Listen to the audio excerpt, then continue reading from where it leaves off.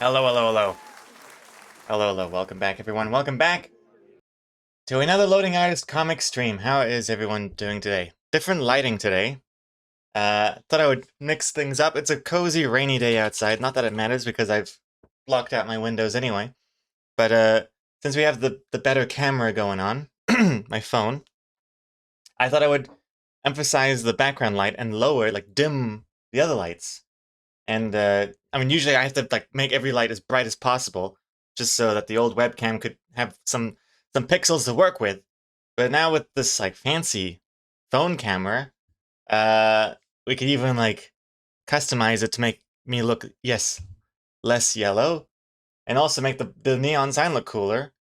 And yeah, it just looks kind of interesting. Loading artist at night, late night loading artist. Yeah, kind of work. And also for people who are, it's like midnight over there. Red light is better for your eyeballs. So it lets you sleep easier. So it's kind of another interesting little aspect there. But yeah, welcome back, everyone. Good to see you all. Let's see, who do we have in the chat? We have Cerisi's here. Hey, you have better lighting. Don't look as vampiric as you normally do, lol. Thank you very much. Vampiric? I don't even know what that means. I would have thought this would make me more vampire-y looking. Oh, do you mean because of like how? Oh, that's right. No. Because how like bright my skin used to look like in the old streams. It went from like bright white to then Simpson yellow to then whatever this is. And Mar Himeko, hey Mar, thank you very much for the resub. 4 months. Welcome back. Welcome back. And also, I believe Dry Erase Girl is here as well. Dry Erase Girl also had a message as well. Welcome back, welcome back. Oh, and Soup Tux. 3 months. 3 months today. Everyone better be on their toes, on their best behavior.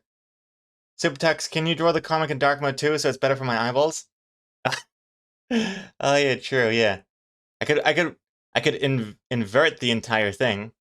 That could be interesting. It's everything that's white is black and black is white. I wonder what that would look like. Let's see here. And but yes, Yodo's here as well. Klaus, hello. Nick DeFee. Hello, hello. Wait. What is spelling French is criminal, no worries. French is criminal. What? What is happening here? Automod is criminalizing the word French is criminal? Protect the VIP team. Goddamn French. And he's Stephen Delexi. Welcome back. And Dry Race, yes, that was your message. It's like, what was the message? Gregor, you don't have to put on your red light. Of course, is a reference to the Roxanne song. Moulin Rouge. Movie I used to like. I used to have a crush on Nicole Kidman, could you believe it? Yeah. Not anymore, really. I don't know. I haven't seen Moulin Rouge in a long time, but I remember rewatching it, like, just randomly. I think it was on TV. And it not quite as saucy as I remember it being. But then again, everything hit different a little bit when you're 12 years old. The Police, yes, The Police, Roxanne. Or Ewan McGregor. whoever you prefer to listen to. Ewan McGregor and Moulin Rouge, of course. And Stephen Delexi. Congrats on the first spite of the stream. Hello, hello. And Ikubo's here. Klaus is here. Janak is Floppy Oppo. Hello, hello. Welcome to the stream. Who is a graphic artist? Yes, I am. Graphic artist. It sounds very professional. I draw funny pictures for a living. I hope they're funny anyway. Also, Janak is...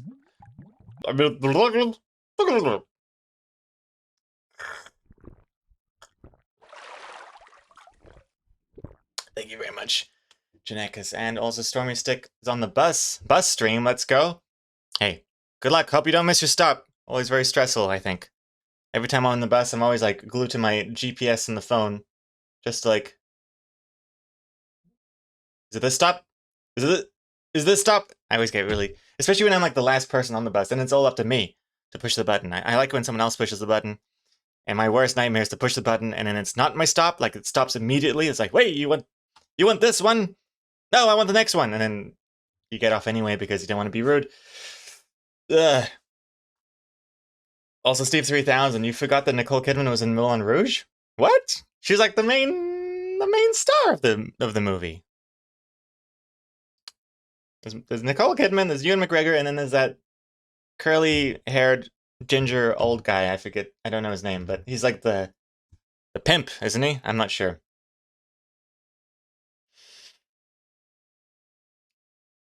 You did that in Canada? Press the button too early? Yeah, well, it stresses me out because I'm clearly like pushing the button for the next stop, but then who knows? There might be a stop in like 3 meters, and then the bus just grinds to a sudden halt, and then everyone's mad at me for like leaving it to the last second. It stresses me out. Also, hey Fenzi. Klaus, Greg would walk 10 miles to avoid telling the driver he pressed the button at the wrong time. For sure. For sure. I've never been like, oh, sorry, that wasn't me.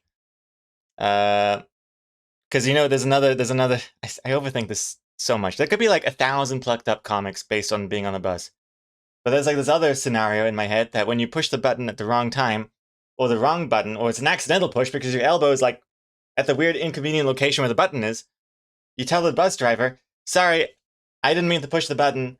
Ignore that button press." So they ignore the next stop, but then someone else wanted to get off at that stop. Like someone else pushed the button at the same time, or they didn't push the button because I pushed the button. That's another part of the stress. Yeah, so it's just too many things to think about.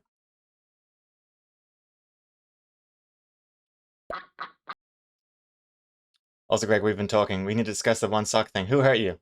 Wait, what's the problem with me wearing one sock? I mean, one foot might be cold and the other one might not be cold. We have options, you know. It's the 21st century. We've got 2 socks these days. We can mix and match. And next to comics, where's the channel point where we give you a Xanax? It's on by default. Every chat message presses that tiny little button. It's connected to my ankles. That's why I only have one sock on. The other foot is the one that's attached to all the Xanax tubes. Can't wear a sock on that one. I'll say Carol Satura, welcome back. And DePower as well, welcome back. Firefly. What's this? Oh, it's a Nick Tiffy. Sounds like me at the airport, sitting at my gate worrying if I'll miss the plane. Oh yeah, the airport. So you guys got to go to the gate. You got to go to your gate to make sure it exists, and then you can relax. Kamiko got off one stop too early on the bus, and I had to turn right at the street because I didn't want to see the bus driver see I pressed the button too early. That's another one. The walk of shame. Just like when you're walking down the street and you realize you forgot something, you have to turn around, but it looks weird just to turn around halfway through a street. So you kind of just have to like stop, pretend like you get a phone call. Oh, you're over there, and you turn around and what a waste of time. Appsick, quiet artist, hello. And Dry Rays go. When my sister got married, she and her husband had a deal that if given the opportunity, they could have an affair with one celebrity of their choosing. Her husband picked Nicole Kidman. Oh wow. Damn, that's an interesting choice. Interesting choice to make. Could go for the younger model, Naomi Watts. I feel Naomi Watts is kind of like the same type, but the newer model, I think. Although it's been a long time now. Naomi Watts is like now the Nicole Kidman of back in the day. Jesus Christ. They got married in 1998, I think. Oh, wow. Okay, I see. Well, that makes sense. Naomi Watts would have been like, what? Still a baby? So that would have been a weird suggestion to make. Good thing you didn't say that then.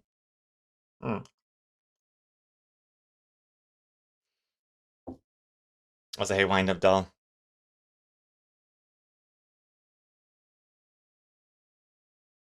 And also, Komoko, riding on the bus in Japan is weird. Some buses require you to punch in and punch out. Other buses that are flat rate only need you to punch out.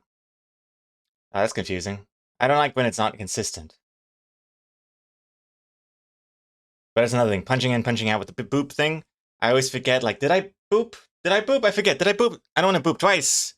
And then, oh dear, did it make a sound, normal sound, or was that like a error sound, or did it count? I'm not sure. Which celebrity would be my exception if I got married? Which celebrity could I sleep with and not be expelled for? Exocomics got it. Yeah, Anna de Armas, I would say. Not that I know too. I don't know too much about Anna de Armas's personality or whatnot, but just from the brief encounters we've had, you know, seen her around, mostly in movies. Not bad.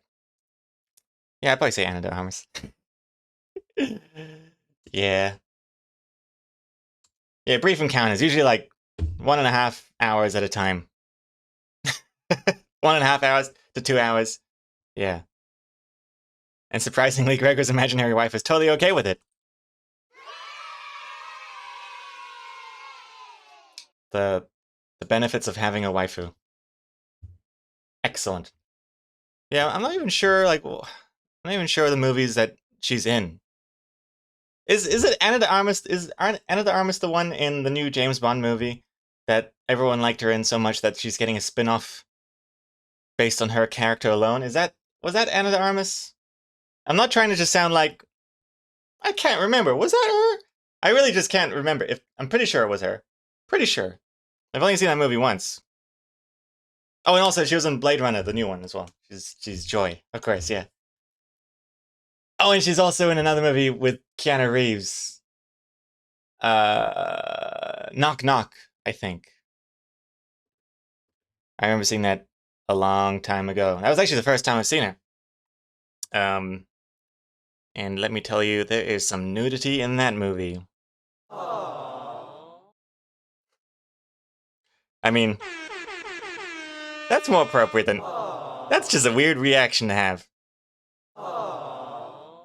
Nudity in that movie. It's not a good movie, yeah, no. Knock Knock as a movie is bad, but as visual eye candy, it's good.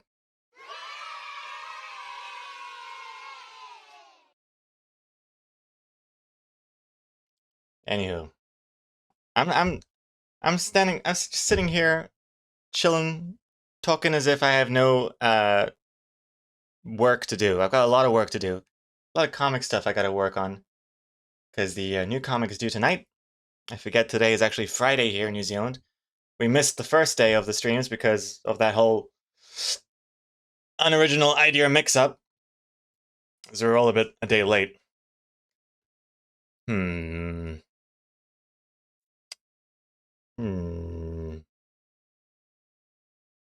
But we're talking about Anna de Armas now, so it's okay.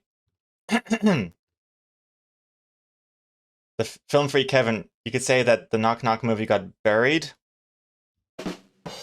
Only people who have seen the movie would get that joke, but yeah, that ending scene. No, wait, no. Oh, is so bad. I think I remember like filming it on my phone just to send it to my friend over Messenger, just to show how bad that last scene is.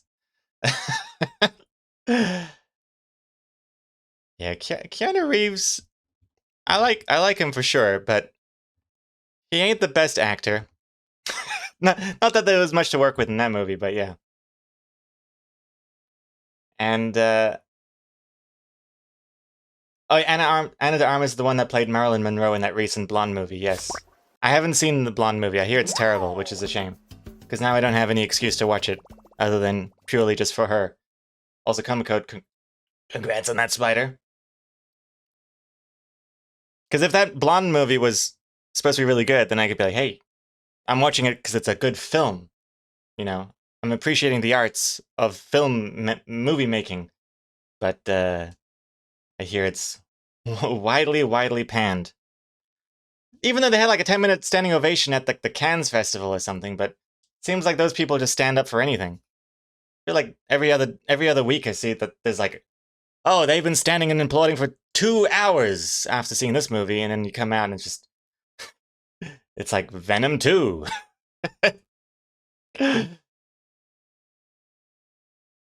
Comic Code Olivia Wilde used to be your celebrity exception, but I replaced her with someone who is older but looks younger. Rhea Seehorn. Rhea Seehorn? Rhea Seehorn? Who's this person? The name sounds familiar, but I don't actually know. Rhea Seehorn. Oh, it's Better Call Saul. Wait, hold on. Right. She's really good in that show. I haven't seen her in anything else, but she was amazing in Better Call Saul. A good choice, Comic Code.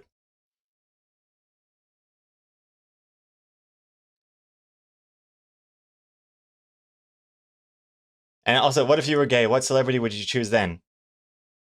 Okay, well, I'm gonna have to deliberately take some time to think about this, as if it's the first time I've ever considered it. Like, I don't know. Jake Gyllenhaal? Maybe? I don't know. I do like him as an actor as well. Jake Gyllenhaal's pretty cool. Especially like in like Prisoners or something. Pretty cool. The actor that did Deadpool, isn't he a popular choice? Ryan Reynolds. Ryan Reynolds. Meh. I don't really like Ryan Reynolds that much. I mean, visually, I don't really see the whole big deal about it. But also just the movies that he's in, I don't like.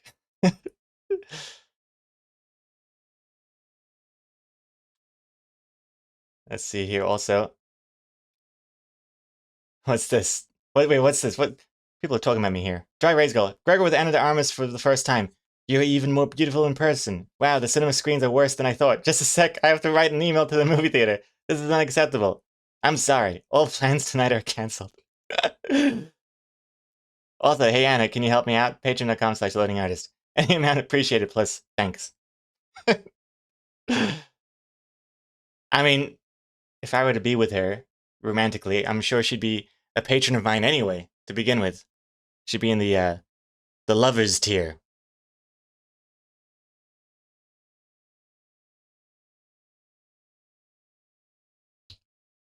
Ryan Gosling, Cillian Murphy, Orlando Bloom. What is this? The early 2000s? Ryan Gosling. Yeah, he's got kind of like a very static face, doesn't he? Like a very kind of like a depressed puppy dog face about him. Cillian Murphy, he's pretty cool looking. But Orlando Bloom was in it. Orlando Bloom, that's like, nah. Orlando Bloom is like the Hollywood version of the guy who played in Game of Thrones. The like the Jon Snow. Jon Snow White. That's the guy. Kind of reminds me of that.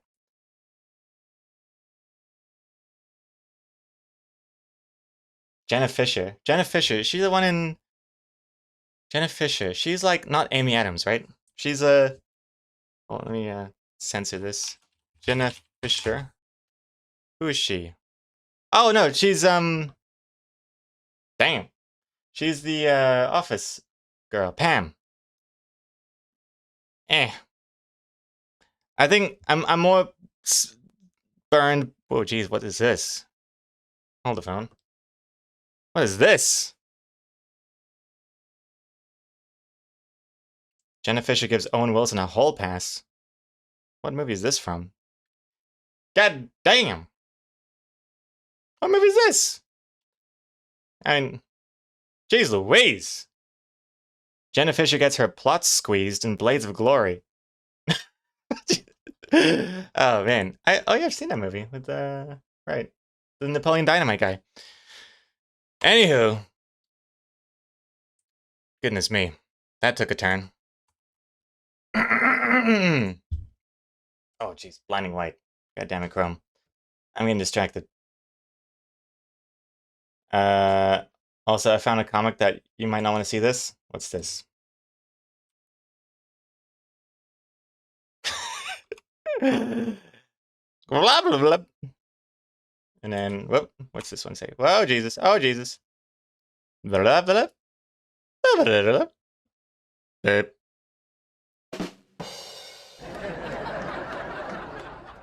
What a bizarre AI comic you've made here. What's with the tiger face here? This is so scary. Is this supposed to be a QR code?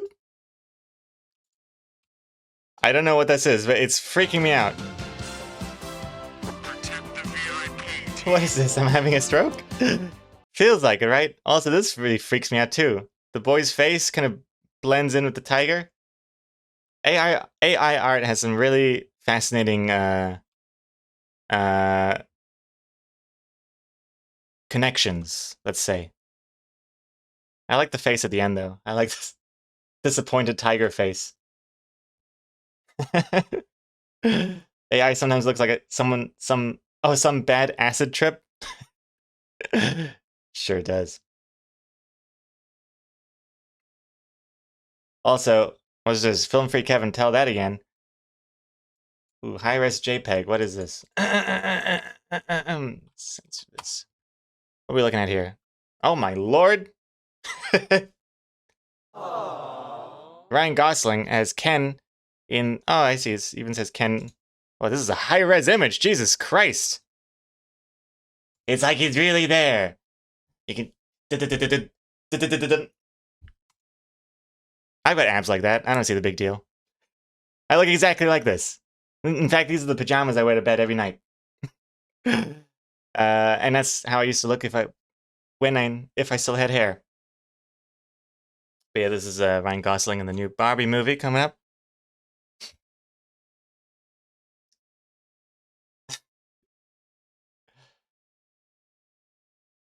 And what else? What about John Hamm? Oh, John Hamm's cool. Mad Men. John Hamm's very cool.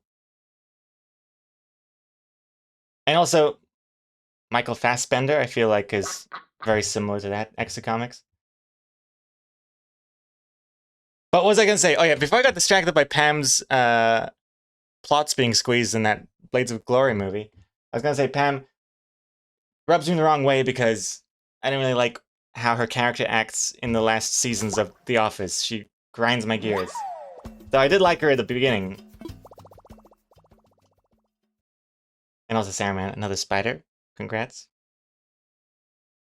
And, did you hear there was an international shortage of pink paint because they used so much in the Barbie movie? Really? Is that true? That sounds like some stuff that the marketing team came up with. Also, Salty Wookie, thank you very much for the resub. And hydration. Oh, time to hydrate as well. It's me, 1, 2.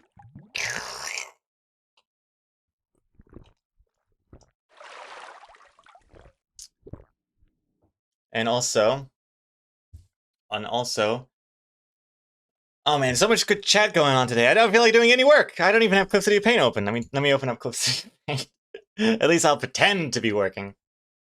And like, not just be working on Ryan Gosling and Barbie. Although, I think this is doing wonders for my view account by having this as the thumbnail.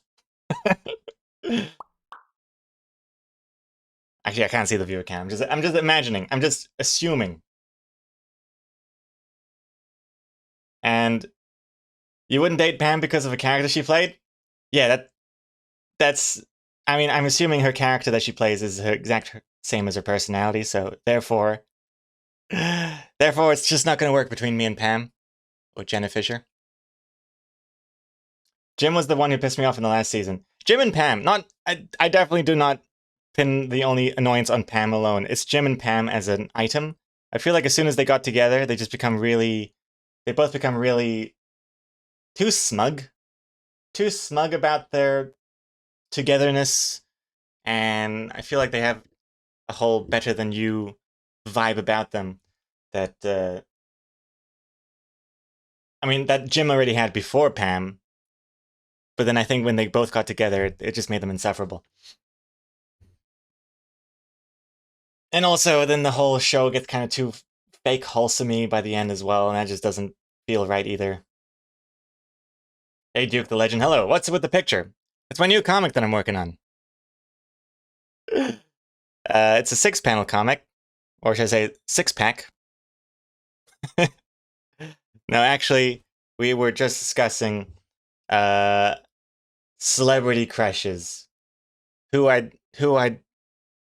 would be my celebrity exception if I were married, and who would be my celebrity exception if I were gay. So, Ana de Armas for sure would still be my top pick. Okay, let's see. Let's just jump over here and open up the comic. Where is it? There it is. Who the devil was that? Duke the Legend asks, with their heart aflutter. That was Ryan Gosling in the new Barbie movie coming up.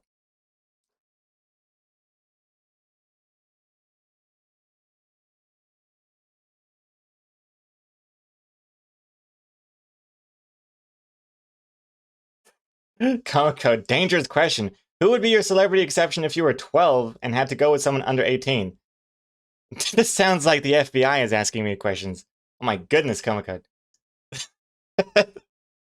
Also, it's even more disturbing to think that the exception game is more like, if you were married, which celebrity could you still sleep with and not be, considered an affair or be divorced about, and you were also 12? Well, actually, I don't know anyone that's under 18, as far as I can tell. I hope.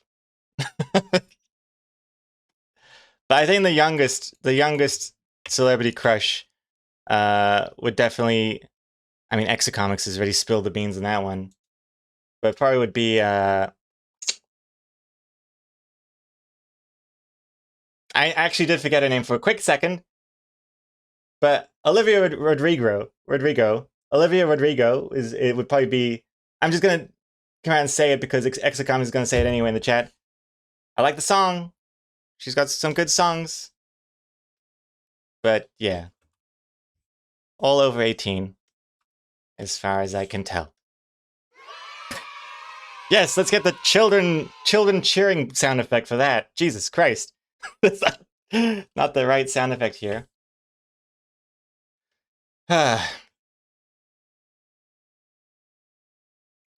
Yeah, her songs, Olivia Rodrigo's songs I like. You love that song where she dressed like a cheerleader. You know. Cheerleaders are supposed to, bring out the cheer in you, and so it's good. It's good stuff.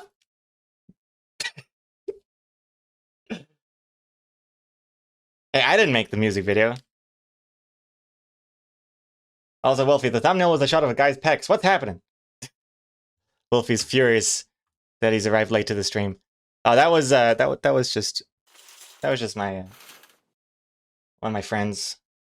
They updated their Facebook profile recently, and just thought I would show off just the people I hang out with on the regular. That's Ryan Gosling from Barbie.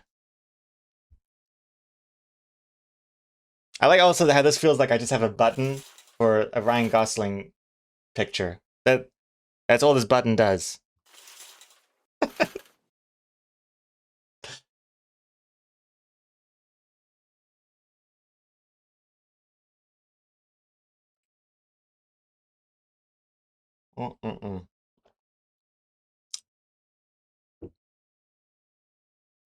You still use Facebook? The only reason I still use Facebook is because I still have a Loading Eyes page. I haven't updated my personal Facebook account. Let's just say my Facebook profile still has hair on it. That's how that's how long it's been since I've updated Facebook. Okay, what the hell am I doing here? Let's continue coloring in. You know what? For consistency's sake, I think I should just bring in the comic that I'm being inspired by, my own comic, Special Species. I mean, you might say it's a. I mean, I'm surprised that no one's mentioned it before, unless they have and I forgot to read the message. But it's this comic that I am visually basing it off. Not copying myself. It's just it's the same zoo.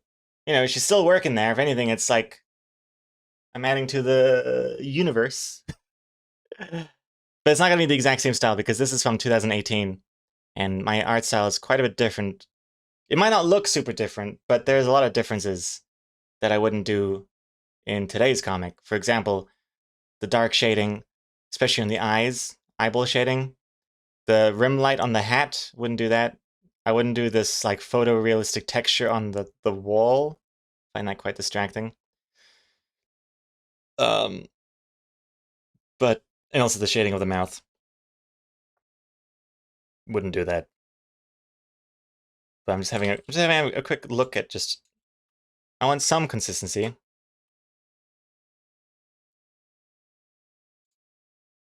Oops, let's go back over here.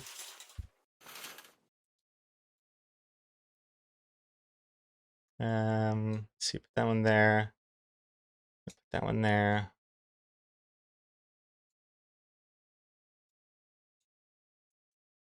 Zoom that one out. And just for colors, all right. But yeah, it's not gonna be the exact same thing.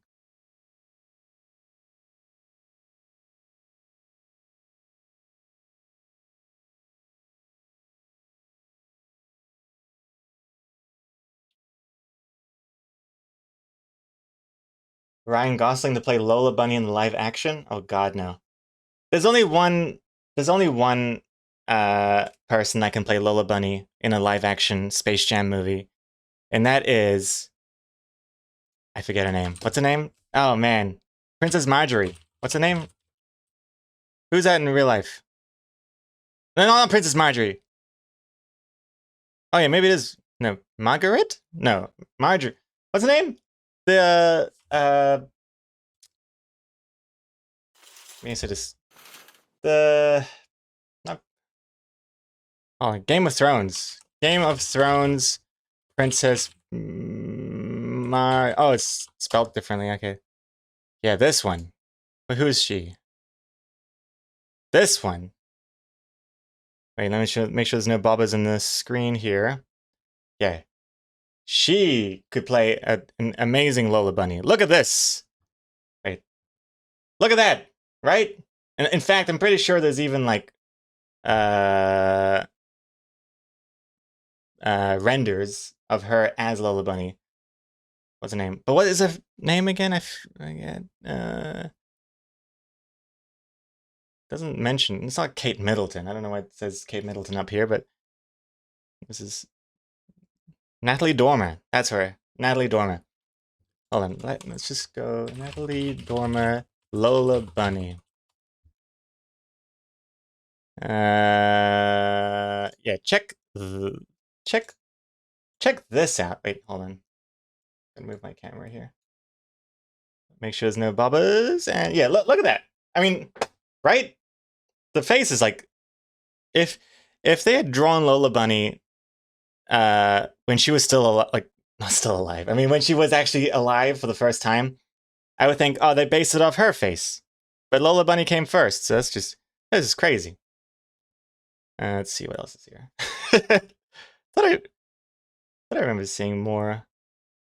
I mean, I haven't searched this before, but I would imagine there would be more previews of what she might look like as Lola Bunny. Wait, let's see. This is bad now. You know, you've gone too far when the Rule 34 stuff starts looking more and more amateur. Then you just feel like, what am I doing with my life?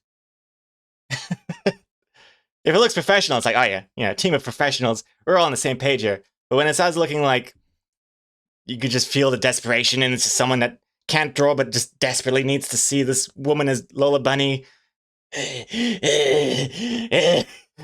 JPEG. And I'm not gonna be looking at that. I have high standards for my Rule 34. I'm gonna close this. Uncensor. Get back to work. Turns out all these image searches just link back to loadingartist.com. I mean, there's actually a surprisingly a lack of quality Natalie Dormer, Lola Bunny renditions. I should just make my own. Post my own. Anyway, I haven't even begun to work. Jesus Christ. Okay, let's see. Let's start with this now. Okay, I don't like the colors. But we just gotta keep at it and just go for it. I can always change the colors later.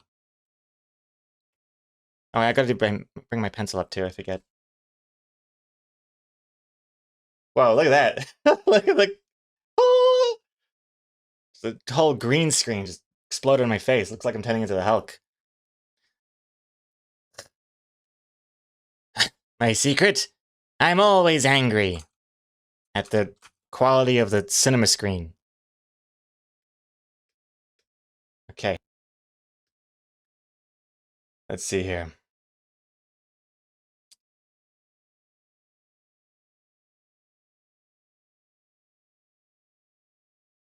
Did you hear Reddit is going to remove mods of private subreddits? Oh, really? Oh my goodness, that's like, what is it? That's some sort of political mutiny thing now going on. That also reminds me, I gotta change my subreddit back to being public. It's still private at the moment. I think people will think it's because I'm taking like a really strong stance on this Reddit issue. But really, I just forgot to unprivate it. I was gonna unprivate it yesterday, but then I checked the time zones, and West Coast America was still the 14th. So I was like, okay, well, I'm not gonna change it just yet. I'll wait. And then I forgot. But yeah, I mean, I did my part with the blackout thingamajiggy. End of the day, though, it doesn't really make too much of a difference. My little loading artist subreddit. I'm just happy to be involved.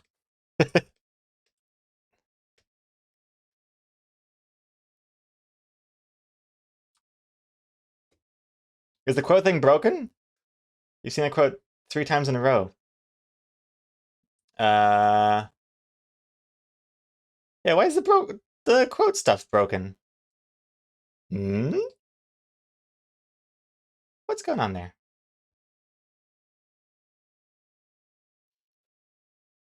Oh no, now it works, right? How can I translate Lola Bunny hair into a tomato? Which is the quote it's been... Yeah, I don't want to see naked ladies anymore, thank you very much. How can I translate Lola Bunny Whoa! hair into a tomato? That is a weird coincidence. What?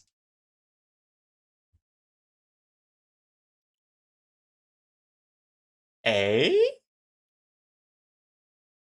Was that a coincidence, or was that a way of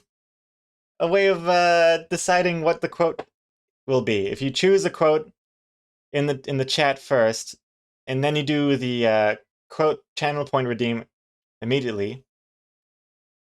Huh. Interesting.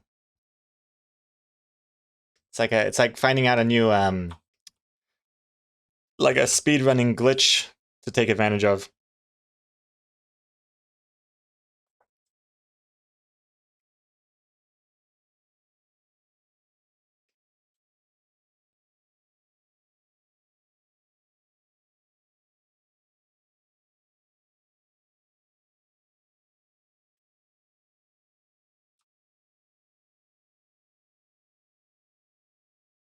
Also, I'm gonna change this music up. Let's go into some other stuff. Well, I mean, now I definitely have to get the, you know, it's got to be.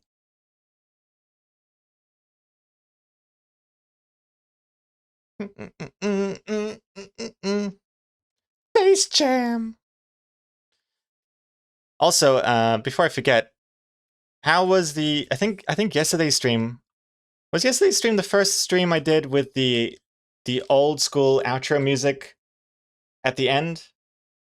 So when we're wrapping up the stream and the curtains close and stuff, and then the lights turn off, and then the credits and stuff start rolling, and the music turns louder. Did that all like work seamlessly? Did that work good? Did that work well? Because I can't actually see it. I can't test it because the VODs and stuff don't include the music track. So I'm really just basing it off the little like volume meter to see if it increases in volume at the right time.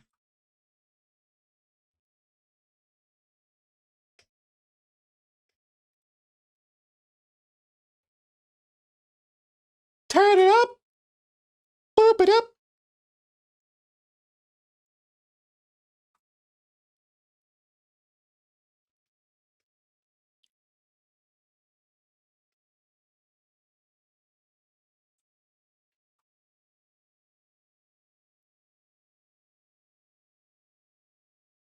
Okay, I gotta turn this background thing off because it's really...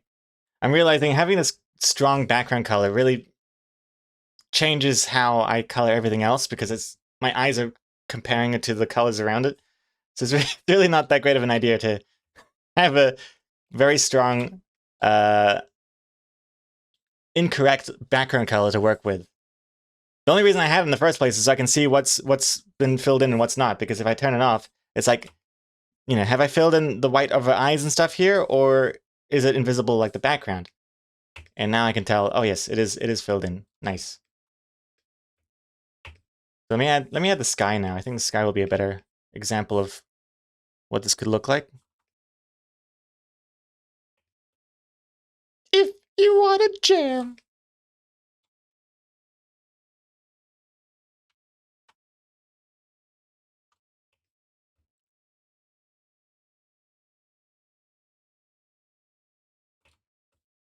Sweet. And then we'll do the wall.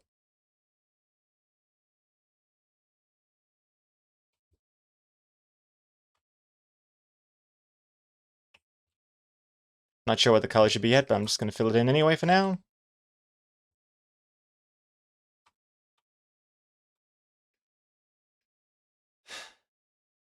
Also, Duke the Legend, when's the next comic? Well, I'm working on it now, and it should be posted to the site loadingiris.com, the best place to read Loading Iris comics, in about 12 hours from now.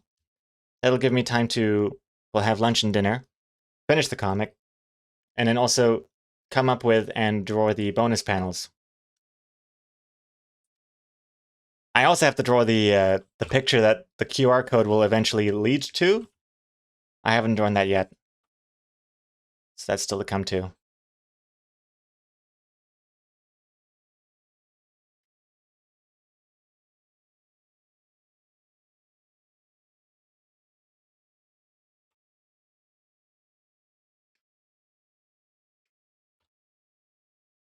Wait, you have to draw it?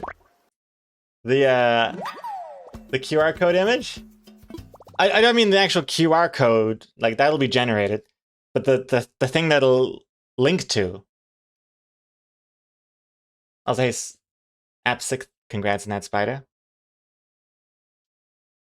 Just make a link to a normal picker for Taiga. Yeah, I'm not sure. I'm not sure what I can't tell what it should link to. I'm torn. I am torn to what it should be.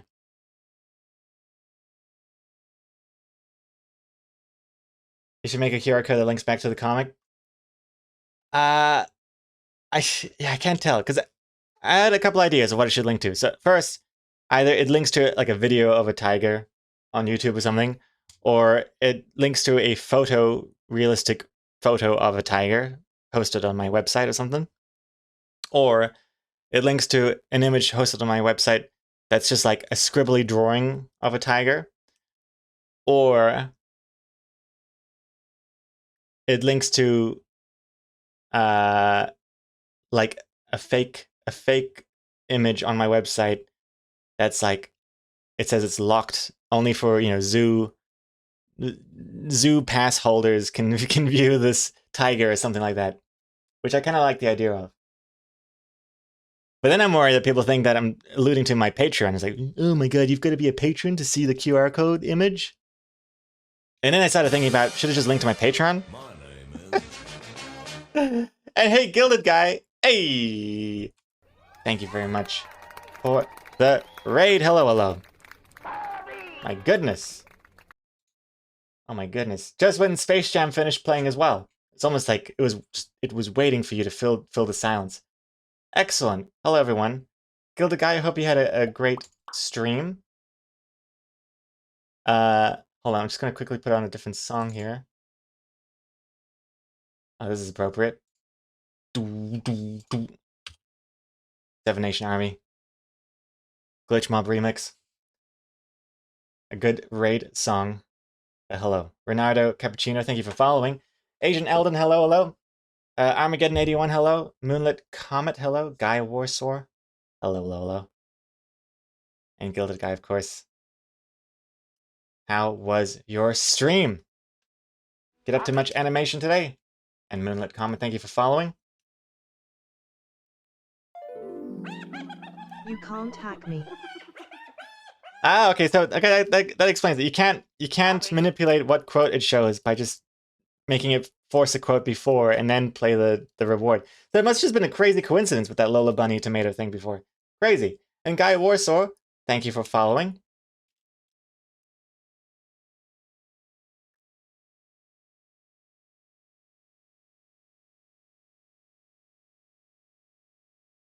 And Heather Rocks, what about Tiger King? Will you be able to financially recover if the comic goes awry? Awry? Man, I can't believe how popular that Tiger King thing was. I'm so glad it's like not part of you know, not part of today's I'm so glad it's not relevant anymore. But then again, I'm so sad about it because I was hoping that with Tiger King being so popular as it was, I hope there'd be more light shed on just the fact how brutally inhumane all the tigers and animals were being treated. But I feel like when that show came out, no one gave a shit about that stuff. Everyone just started to like idolize the main guy, which is just the worst outcome. Yeah, I was really hoping there'd be like new rules and regulations put into place, like, hey, you can't just run a private zoo and treat your animals like crap and put them down when it's not financially feasible anymore. And like feeding them shitty sausages from Walmart and stuff. Jesus Christ. So depressing. Did some simple animating and layouts today. Nice. Layouts, eh? Oh, I guess a layout you mean as in like an animation layout, where it's like kind of like a storyboard or something, right? Like for a second I thought you meant layout as an overlay stuff. And also, you like the cursor? Oh, thank you very much. I'm using the Spud tablet thingamajiggy. It's basically just like a green screen thingy with an image that follows your cursor. You minimize the green screen, and there it is. But it's my own pencil. I think the default thing is like a kind of like a realistic anime hand with a tablet pen, but it covers up like half the screen.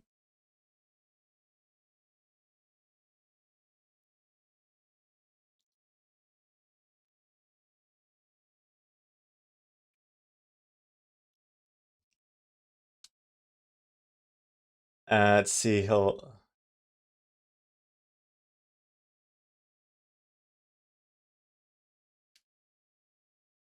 There's another message here. What is it? Quiet artist, cut out the middleman. Just add your Patreon link right in the first panel.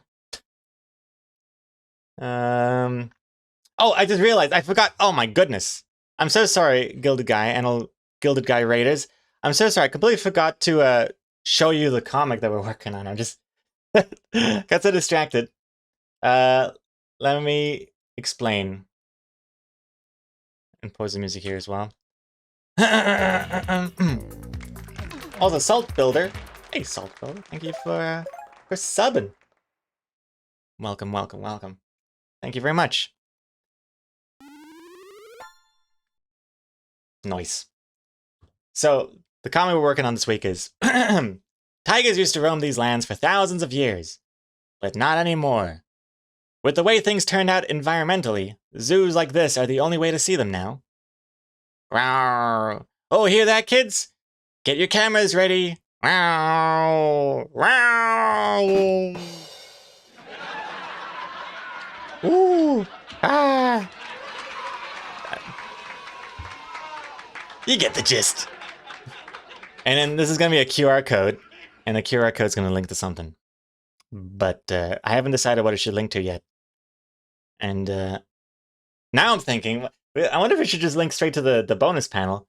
And then if you're not a patron, it comes up with, like, you know, locked behind patron thing. But then everyone would hate me for that. No, I can't do that. Everyone would hate me for that. Although it would be a good way of advertising the Patreon. What is it that people say? All hatred is good? Hate or love, it's all love in the end? I don't know. It's a QR code to send a Rick Roll. Classic internet hijinks there. Yoyoto, oh, I get it. The kids are using AI technology to see an AI tiger in the enclosure, right? That makes so much sense, like Pokemon Go, and the QR code is like a marker for the AI tiger. It breaks my heart that it's just now that you understood the joke. Yoyoto, oh dear. I hope people get it. I hope it's clear, which makes me think maybe the QR code should emphasize that it's a tiger that you will be witnessing in AR. I don't know.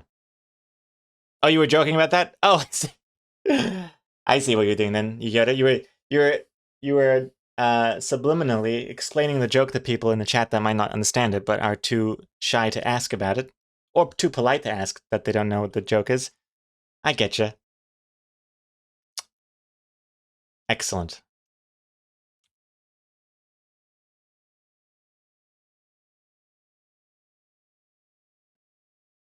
Sorry, man. Actually, that would have been a good comic to release a free bonus panel to promote your Patreon if you hadn't released another one for free last week.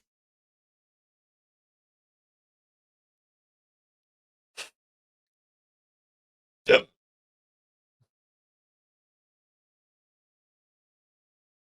Oh, nice. Thanks for the command, Dry Raise Girl.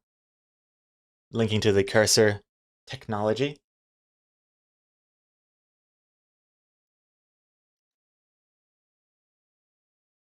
Quiet Artist, you got it after you explained it was a QR code when you revealed it? Yeah, the first attempt at sketching a QR code was horrendous. I had to write QR code now for people to understand what it is. And it's not just like a badly drawn tiger. And what if she says get your scanners ready? Well, then I think that kind of ruins the joke, because you want to just think, oh, you know, get your cameras ready because you want to take a photo of the tiger, but then you realize they're using the cameras to scan the QR code. So I can't change the text there.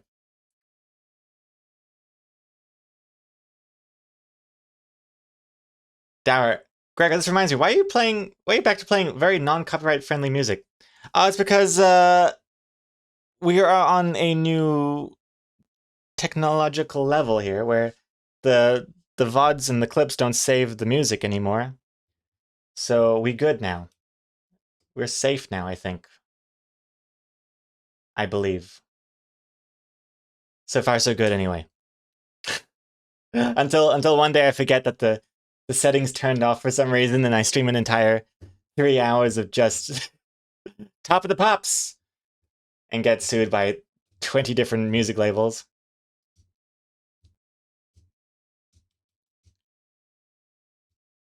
But it definitely feels like, I don't know, like I've turned on God mode and I'm just like walking through no man's land between, like, you know, the trenches and stuff, and just floating through all the bullets. Hope the cheat code doesn't wear off. And Guy Warsaw, what's your thought of Apple, the Vision Pro being $3,500? I mean, I wouldn't pay that much personally, though I would love to try it out. I'm just happy that they're in the game, because now it means, like, now it's actually, like, gonna be a thing. Headsets are now gonna be, like, more and more mainstream, and I'm very excited to see where it goes from here. I just hope they haven't priced themselves out of building a market at all, you know? They say they're going to release a more affordable one by 2025. Yeah, I definitely could see that happening. I mean, the first one, I guess, yeah, it's going to be more for the really high up professional enterprises or the rich people. Yeah, they can foot the bill for the first gen, but I'm happy to wait for a more polished and cheaper second gen. I never buy the first gen of anything anyway. Oh yeah, gotta unpause alerts. Thank you for the reminder.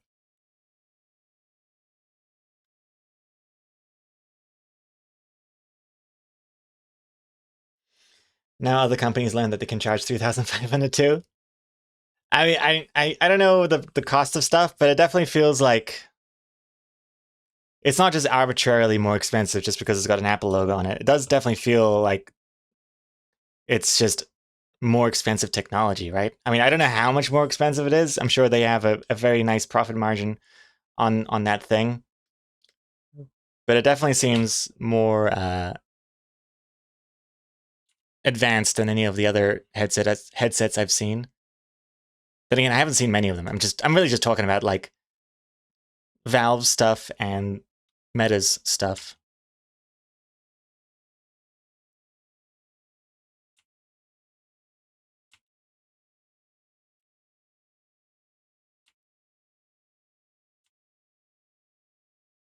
The bad thing about having music back on is I can't decide which song I should listen to. Whereas before, when it was more just like streamer beats and non-copyright songs, it's like I don't care. Play something to cover the awkward silence.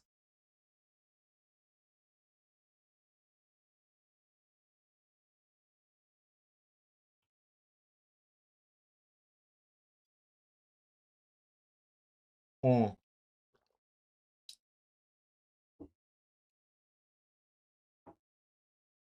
Aminara, it's got a ton of sensors and processes. There's a lot of engineering that's gone into it. I mean, definitely. From the things I've seen, it looks very, very advanced. It looks cool. And Dry Rays I was so excited about Google Glass, and it went nowhere, so I'll remain skeptical. Yeah. Oh, we listened to the song yesterday. The Google Glass thing. Yeah, Google is not the best.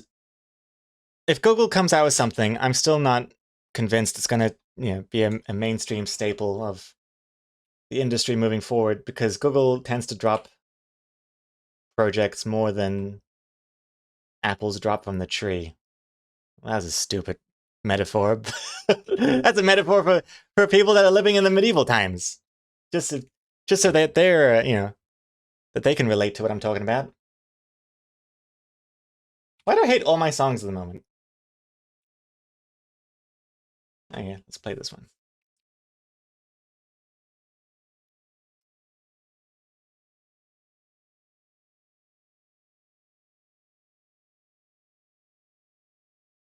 And but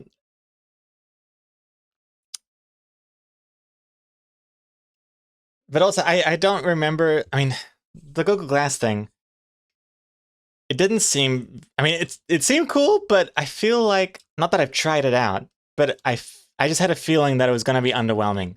Like there's no way the Google Glass thing was going to be like so convincing to your human eye that it just feels like a real object in space. And then if it doesn't feel right, then I just feel like, what's the point? It's got to be really, really good to take off. I know it's kind of a steep ask for, you know, first gen product of something, but I don't know. I feel like if you were going to convince people, it's got to be really wowing. It's got to wow the socks off, at least one of the socks of everyone that sees it.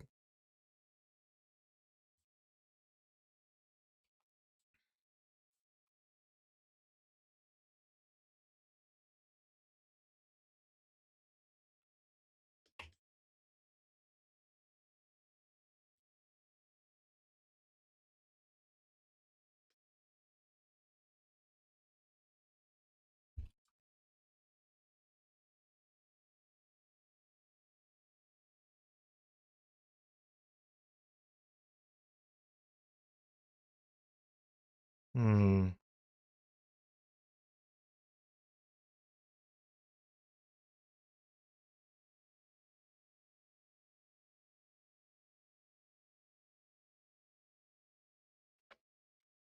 Let's see here.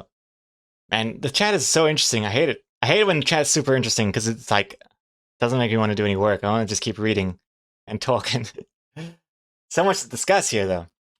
HoloLens as well. I mean, the HoloLens. That's another. I feel like I never got excited about the HoloLens. That also felt like it's just I was set up expecting it to be disappointing, and also that is Microsoft. Microsoft is also not the best company that you should be looking toward for, you know, changes in the industry. I feel like there have been so many Microsoft products that were announced that I was like super excited about when I was younger that just kind of fizzle out and then disappear and then only come back once like Apple does it first. Like the Microsoft Surface.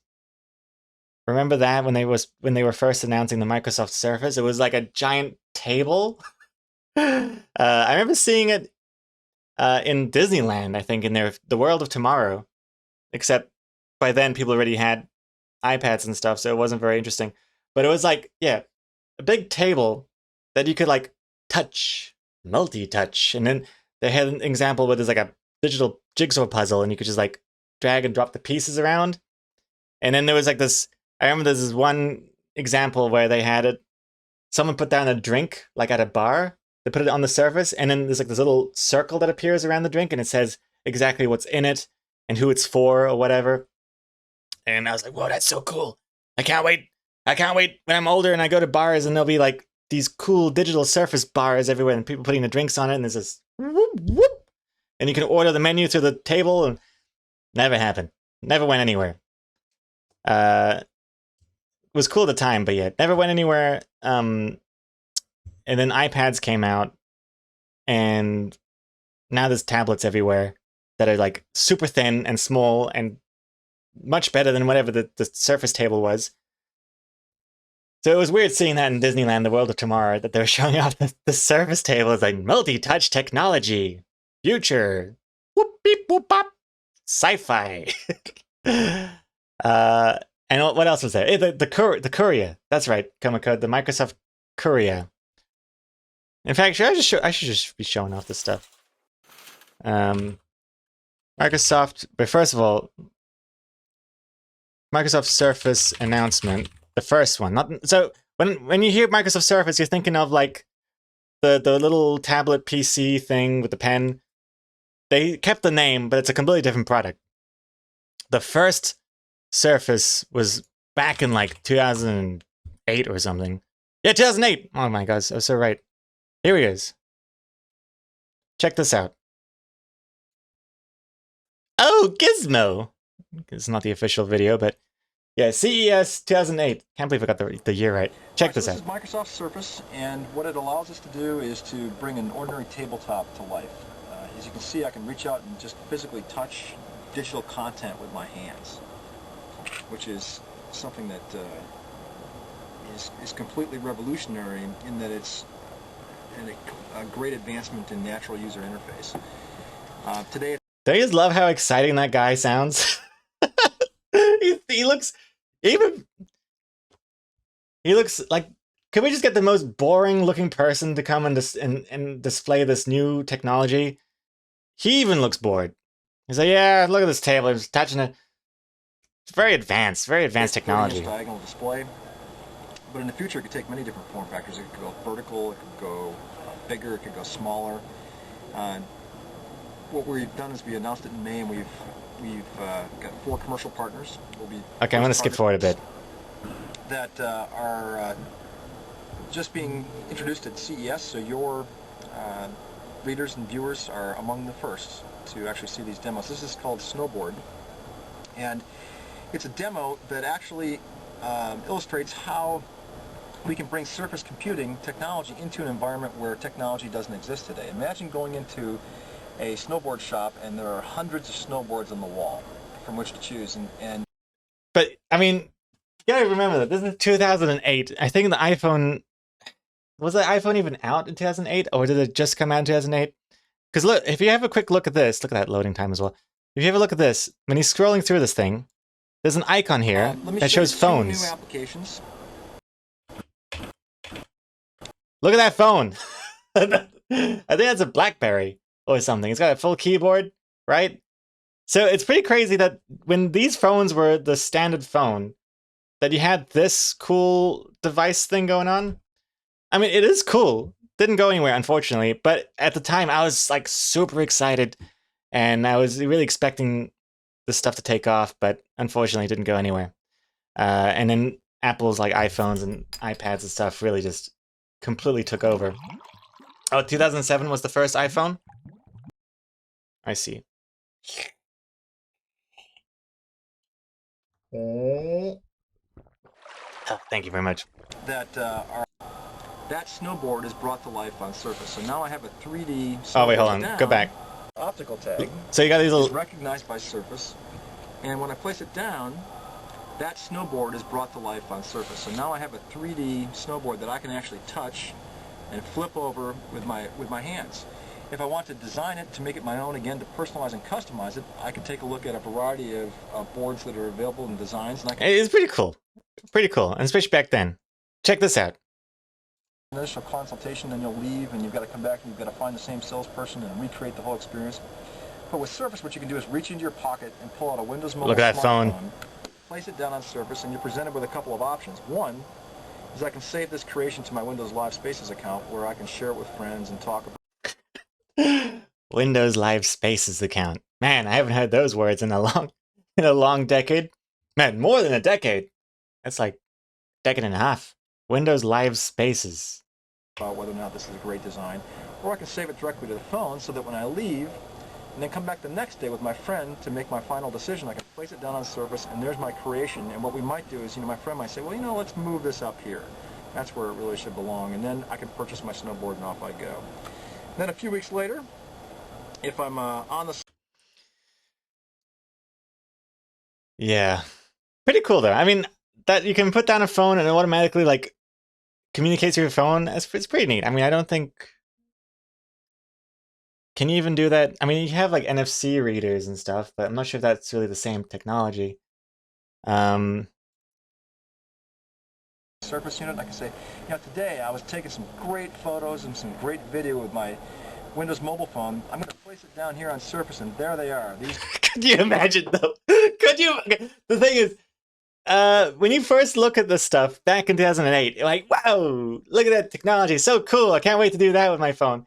But now looking at it from 2023, and it's just like, holy crap. Imagine if you just sit down at a bar, you're on a first date or something, and you're like, hey, and you just get your phone. My phone's over here. But you just get your phone out and you just place it on the bar like a lot of people do because they don't want to sit on it with their pockets because they're so large. You put it on the bar and then immediately all your photos just get displayed for everyone to see. It spills out. Oh my god. That I cannot even imagine. I would love it if this thing came out and then that was a thing that just happens all the time. These are the shots. Here I am coming down the slopes. Here I am jizzing on my hentai collection. In video you can see me, and then here's some other. Here's my Lola Bunny Rule 34 drawings that I've saved to look at in the bathroom later. Shots. Here I took a digger right here. That looks like you too. Yeah, it does look like me. That's me. So we can have fun with these, and I can actually share photos with people. It's as if I printed these photos, and they're available right on the surface for me to be able to interact.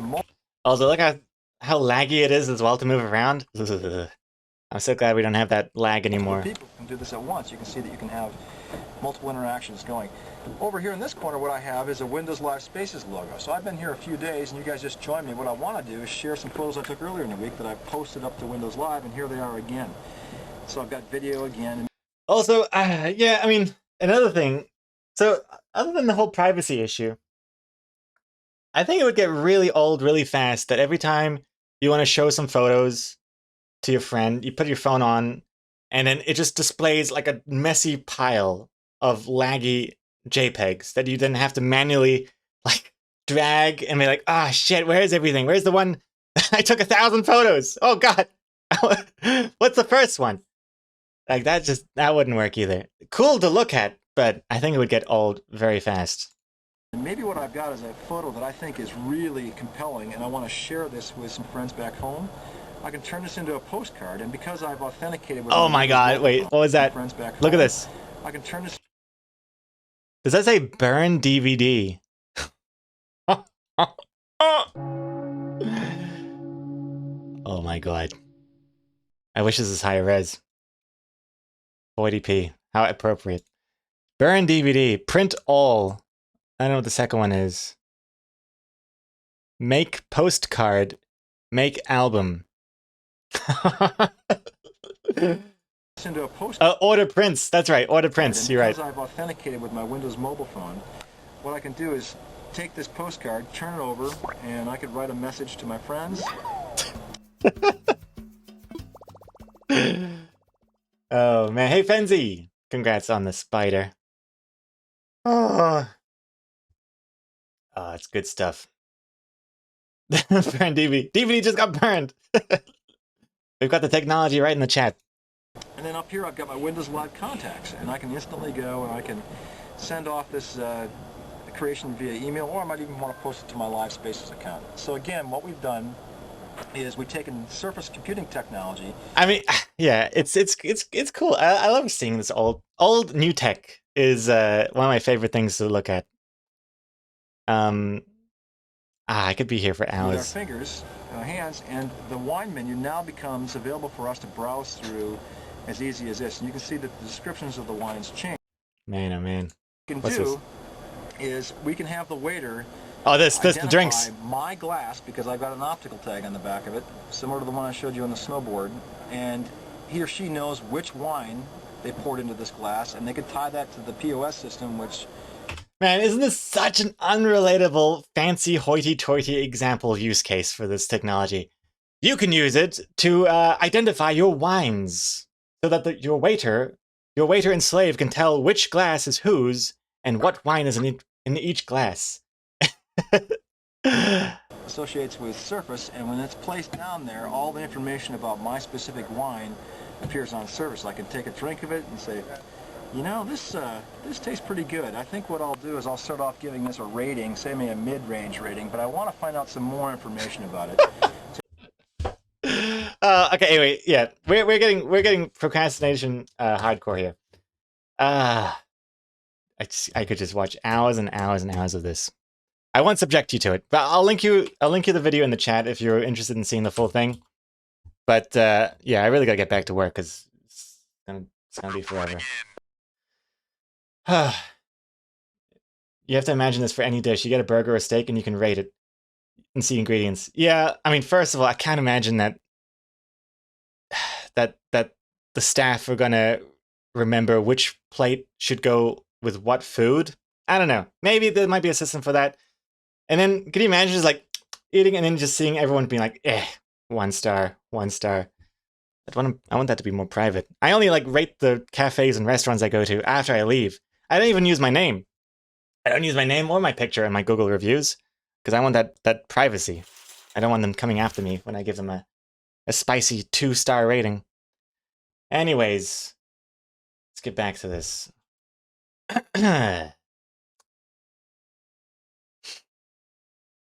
Old man yelling at old new tech. Stream.com. Next song. We've got so much to do.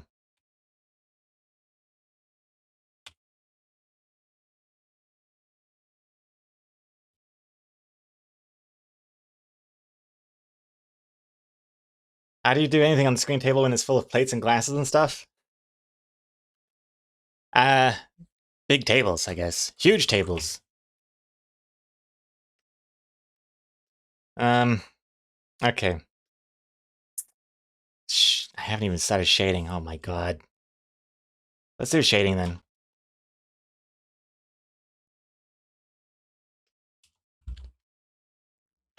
Excuse me.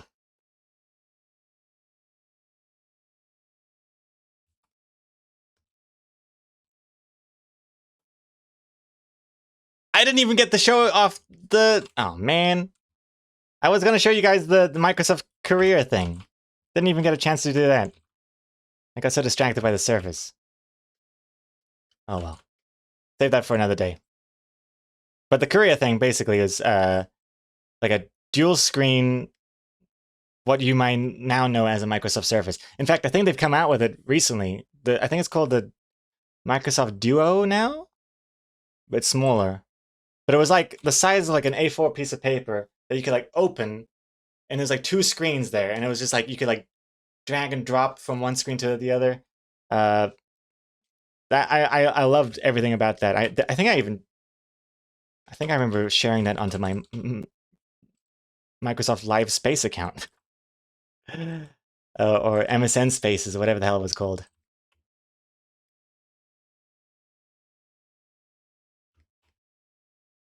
But yeah, that never came out. And now it is out, but it's like just way, way later. It's like they have the opportunity to be like the first to market with stuff like that, but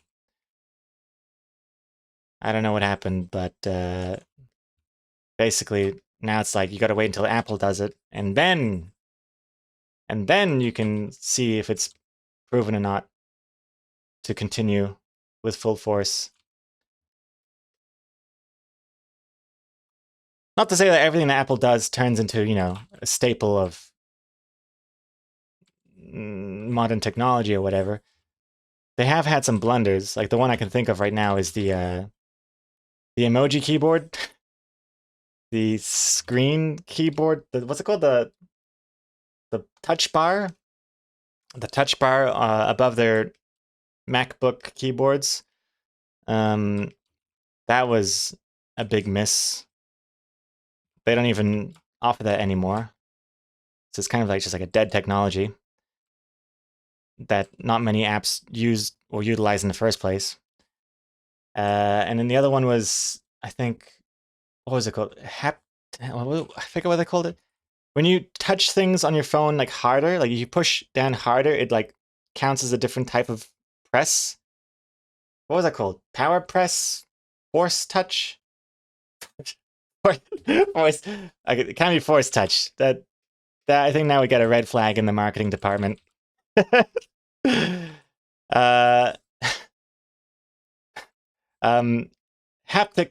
feedback? Was it haptic feedback? Haptic touch? Yeah. Well, anyway, that also is no longer a thing, which is a shame. But that didn't really catch on. But for the most part, I feel like it's a pretty safe bet, especially when they come out with like a new piece of hardware. They don't do that very often. It usually sticks around. iPhone, iPod, iPad, Apple Watch, AirPods, you know.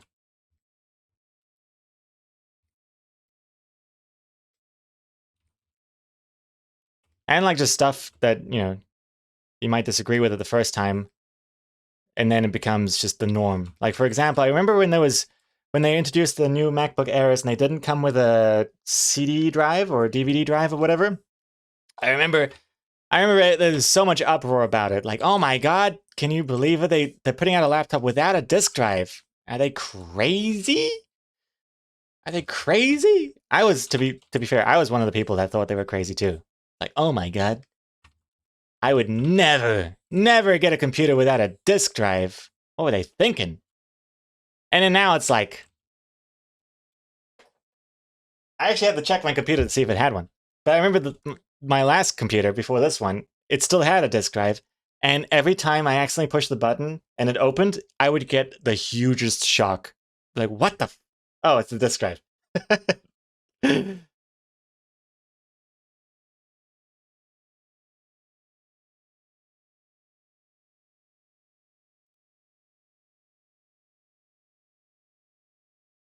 What I like, what I do with this thing?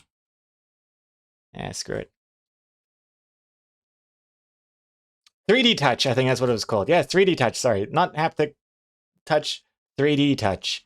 Right, 3D, because you can like touch in 3D, depending on how hard you press down. It was a cool concept. I like the idea. But unfortunately it didn't take, and then if apps don't take advantage of it, then no one knows to use it, and then it just, you know, dies.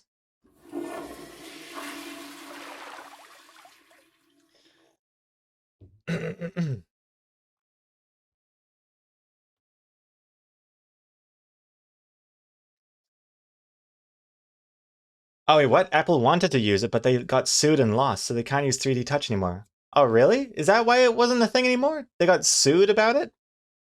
Sued by who? I never even heard of like 3D touch in another device before. Who was the rights holder? That sucks. 3D Touch Inc. Wait, are you just pulling my leg here, class? I can't tell. I can't tell if you're just joking or not. Also, Steve 3000. I feel like Android had all these connections for their phones and capabilities, and then it didn't become mainstream until Apple said, "Hey, we're going to come out with it." But Android had already had it for like 10 years. There definitely are some features where I feel like were a thing on Android for a long time before Apple adopts it, and then people think Apple came up with it. But I gotta disagree with you here. Not with you, sorry, but with who was the one that said the power. I just think Android looks more user friendly than Apple devices. I gotta disagree with you there. I used to have an Android phone. I was exclusively Android for a long time. I was really against Apple iPhones. For me, I was like, there's no way I'm spending more than $500 on a phone. That's just ridiculous. But times have changed since then, because now it's like my phone has become such a staple in my life that instead of like dealing with a slow phone that I have to update every few years, I may as well just get a more expensive phone that keeps being fast and fast and smooth for a long time for all sorts of uses. I think is a lot better for me. But in terms of user friendliness, I think Android is from what I last remember seeing of it is just more confusing than the iPhone. And of course, I mean you can do more with Android, and that's to its own detriment. You can customize it a lot more. But it also means it's more complicated for the average person. It wasn't until I saw my parents try to use their phones that I realized, oh, I see what Apple's going for. they're going after the people that have really no clue how to use a phone. And not that I blame people that don't know how to use phones or anything. Sometimes there's just so much new tech that it's hard to keep track of it all. So it's really important that things just have to like work and be as simple as possible. And yeah, what's my point again? Oh, that's right. I want to mention one thing in particular about iPhones and Androids and the things that made them different. For a long ass time, I was so high on my high horse that every time I saw Lee bust out her iPhone 6, I was like, oh my god, gross. I hate how on the iPhone back then, they only had the one button at the bottom, and that was to go to your home screen. And then if you wanted to go back, like just back to the previous menu, you had to touch the software button in the app itself, which was always normally in the top left corner of your phone, which I thought was just nuts, because it's like the furthest part to reach with your thumb. It seems so annoying to have to like push the back button up there. And so I felt real smug with my Android phone that had like 3 buttons at the bottom: back, home screen, and then like quick app switch. You know, that was cool. And I thought that was like the ultimate best way of using a phone. It just made more sense to me. Until I saw what they did with that touch bar thing that they introduced to iPhones later on. And now I'm firmly in the Apple camp. And so is Android, because I'm pretty sure Android also have the touch bar. They've adopted it too. That touch bar thing is it's just so slick. And when I first saw it, I didn't quite understand like how you're supposed to interact with this bar. It's weird. But then when you try it out, it's like, oh, I see. Makes total sense to me. No buttons, just a little. Nope, no buttons. You swipe up from the bottom to go to your home screen. You drag to the right to go back or to flip different apps. You swipe up and hold to get the different multi-apps choice, you know. And then just to go back a step in the menu, you just swipe from the left of the screen. And I'm pretty sure that's what it's like on Android now too. And yeah, it's just, it feels so much more intuitive. Although, I will say, my parents are failing to adopt it very well. Like, they're having trouble using the swipe bar thing. But they gotta learn. They gotta learn.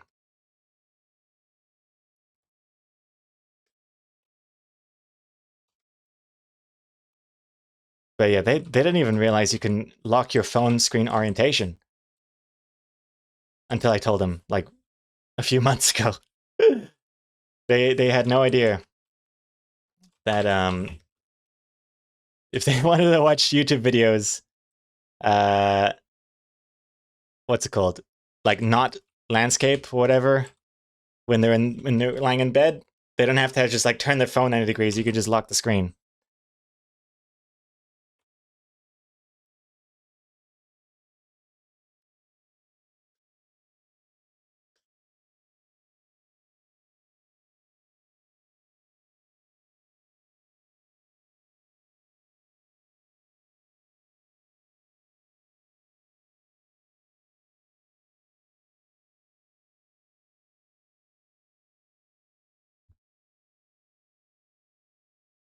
You have 42 buttons on your phone, SuperTux?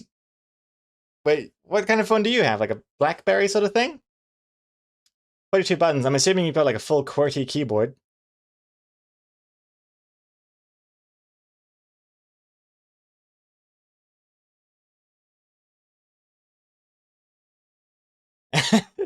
And Gregor's mom will take photos in the wrong orientation and then show us the photos, but would lock off, so she keeps rotating the phone, but the phone keeps correcting the orientation. It kills me. Yeah. Yeah, so she'll take a photo by accident with the wrong orientation, and then she tries to show us, and then like every time she shows us the phone, it just flips, and she's like, oh wait. And it flips again, and it's just this constant like constant crazy carousel cycle dance that she has to do. Man, I use a BlackBerry. They still make Blackberries? I love my keyboard. It's so much better to type. Oh man. I'm a swipe boy. I love swiping to type. That's another reason why I liked Android for I liked Android better than iPhone for a long time, because for a long time I don't think iPhone had swipe keyboards. But now they do. And I like that a lot. Even though it doesn't always work correctly. It still feels damn cool to do it, even if it's the wrong word. Sometimes I get too lazy though, and I just get angry. Like, why doesn't it know what word I want? Like, do I really have to move my thumb in the correct letters? Kind of just no. And then I realize what I'm asking of it, and then I feel like a dick. That's why they got to come out with the, some built-in Vision Pro stuff. You just have to think of the word, and then push a button, or just have your fingers together, and it'll write the actual word you're thinking of. That's the future I'm waiting for.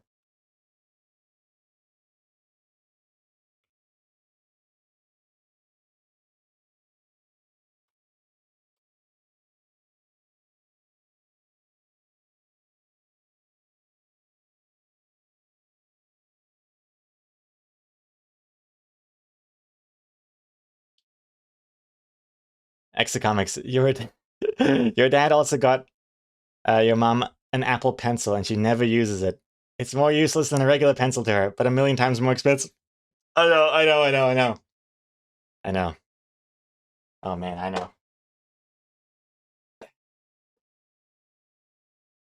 Yeah. Lee's whole rant just sent me. It is a bit frustrating. I had to convince my dad that an iPad Pro is not what my mom needs for words with friends and emails. And man, that was a tough battle to fight. I mean, it's nice of my dad to like want the best for my mom, for sure. But she doesn't need an iPad Pro. And if anything, I think it's worse.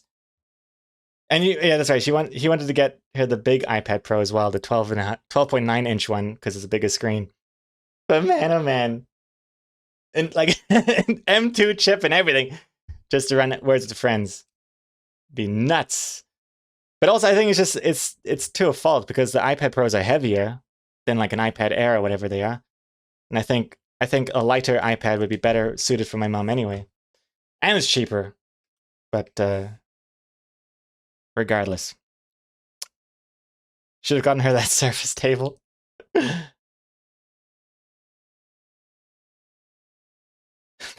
No way, not with the cats they have. They always jump on the tables. Can't imagine what kind of disaster would happen if those cats jumped on that table.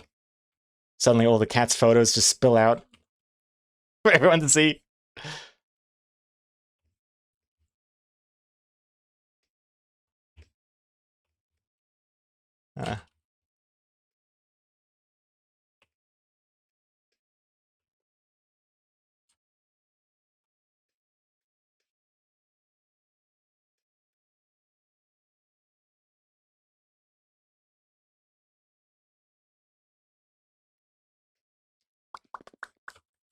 Let's see here. Cancel this. Change this to this.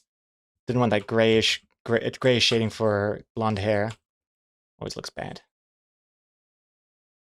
There we go. There we go. That looks better. Greg, is your dad single? Those are the kind of gifts I want. I guess if you wait long enough, then maybe he'll be single eventually.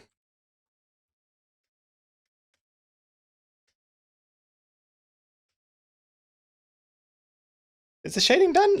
I think. Can't tell. Oh, I need to shade these things probably.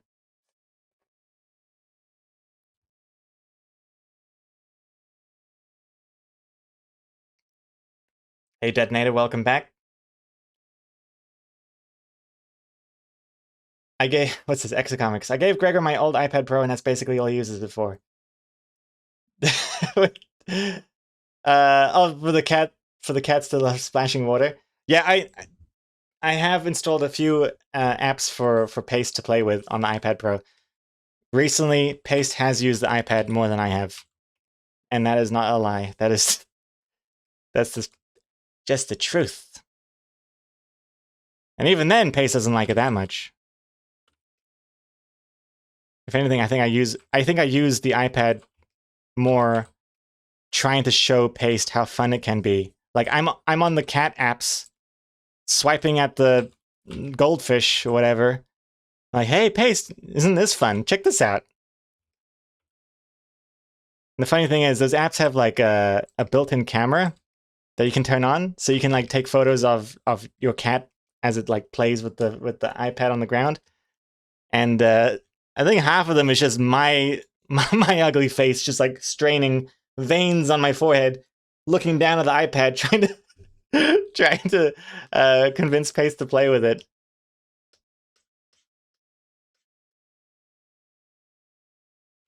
I should try and find those screenshots.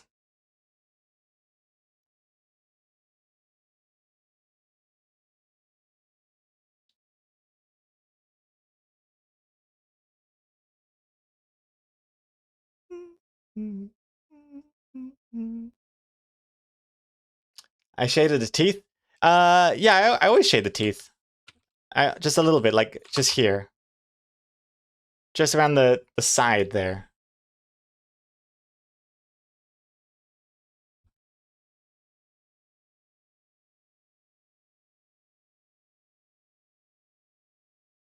Dry erase go. I bet Gregor's dad cuts his wife's KFC into bite-sized pieces. It all makes sense now. No, that is purely an Exacomics thing that she's brought to the table. I had never heard of that before, and I am all for it. I think it's an excellent idea. Should become the norm.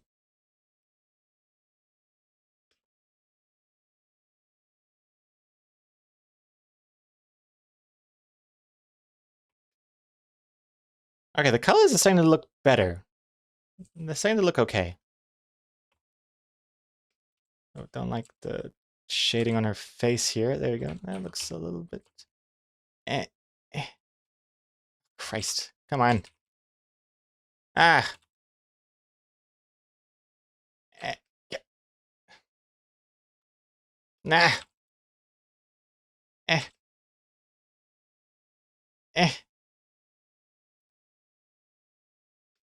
Jesus Christ. Come on. I'm trying to get this shading to be like... Oh, that would have almost been perfect if it didn't have this part here. Can I fix this? I want this to like blend into the curve nicely. Ah, whatever, good enough. The hamster, yeah, looks good now. Thank you. I think definitely good enough. Gotta do shading on the wall here. I think.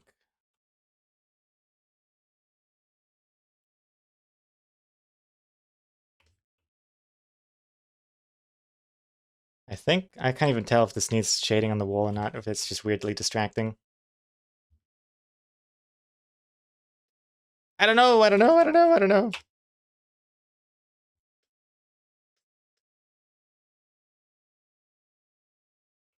Cause it's like, does this need shading? Like, that's bad.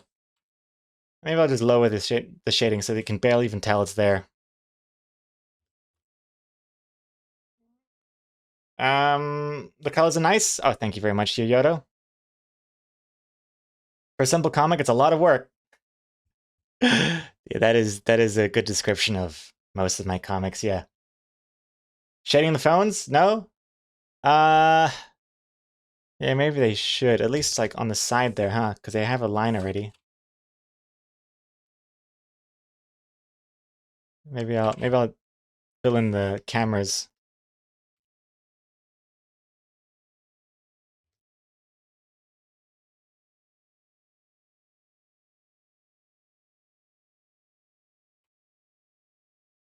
Yeah, sure, whatever.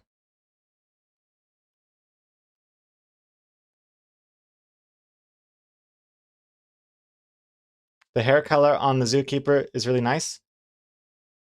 I don't know why, but it's just so good on my eyes. Oh, I had a nightlight filter on my screen. Wow, I love that Yoda was like, "Well, the colors look so good. The colors look so good in this comic." Oh wait, I have a color filter on my screen at the moment. That's why. You talking about like those like that yellowy, what was it called? Flux, right? Flux, I think was the third-party app program, whatever. Though I think Windows has it built in now. Nightlight, the built-in Windows one, yeah. Print it and send it to me. I want to see it. Does print screening with the nightlight on have the nightlight tint on it? I don't think it does. Right? I think the print screen would be underneath the filter.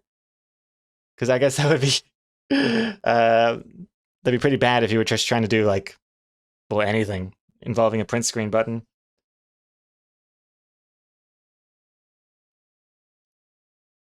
Kind of reminds me when I first looked into Twitch, like way back when, years and years ago, like 10 years ago, and I had no idea how Twitch worked, and I would watch like some of the top Twitch streamers doing their thing, playing Counter-Strike, whatever. I used to think, how the hell can they like see what they're doing with all that stuff on the screen, the overlay and then the alerts and stuff? Doesn't that get in the way of your game? It wasn't until like later on that I realized, oh, what they see is just the game, but then what you see, it's got the overlay and stuff on it. I felt like a caveman just, I don't know, discovering fire. Well, not even that advanced. Discovering a wheel. When I realized how that worked. Good lord.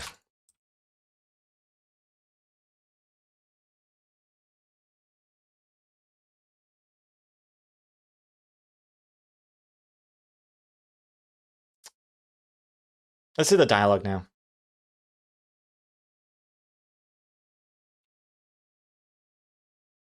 Wait a minute, Mr. Postman. Hey, Mr. Postman.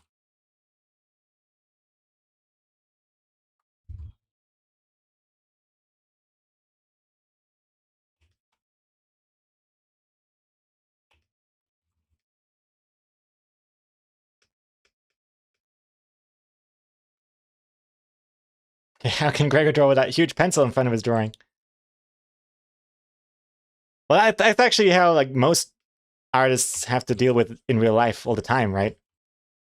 Like when I used to work on my Cintiq, changing from like an Intuos to a Cintiq, it was like, wow, how am I supposed to know what I'm drawing? My hand is in the way. My hand is literally on the screen. This is terrible.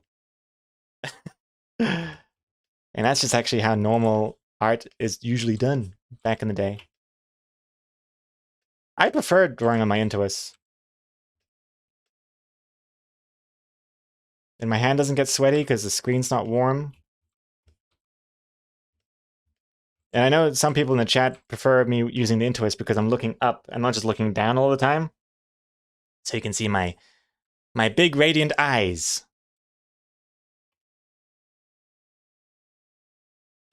Or maybe I should just install that camera filter that uses, I don't know, AI to like make your pupils always look into the camera. What was that called? I think I need an RTX card for it. Yeah, it's an NVIDIA RTX feature. It forces your pupils to look into the camera all the time. It's I would never use that. I think that would just be creepy looking.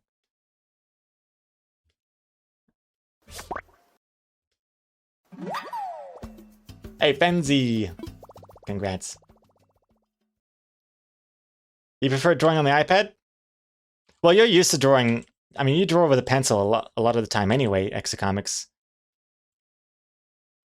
I guess you're used to having your hand and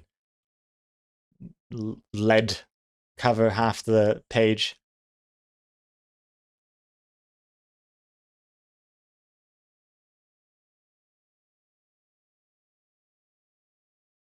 Oh, it's not that eye tracking eye pupil thing is not all the time. It looks at the screen for 2 seconds and then returns to your normal eyes. Oh, okay. Well, that's better then if it's more natural like that.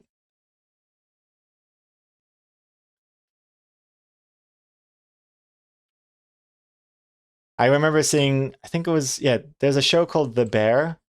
It's a good show. Very hectic. It's about like running a diner in, what was it? Brooklyn? Somewhere in New York, I think. Anyway, good show, The Bear. Anyway, there's this really, really good monologue scene. Really, really good acting, yada yada. And someone ran it through that eye filter thing that makes the character always look into the camera. It looks so bad. Horrible. So after seeing that, I was just like, I'm never using something like this. This just makes the whole scene look worse. Not to say that my streams are like a dramatic monologue all the time or anything, but having that kind of variation of like looking and then looking away is quite important to make it look more natural and just better.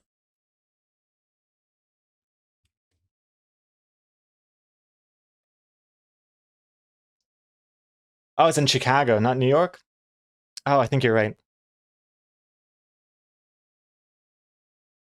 How do you learn art, Akubo? How do you learn art? I have no idea. Art is such a broad term. You could learn how to draw. Learn how to paint.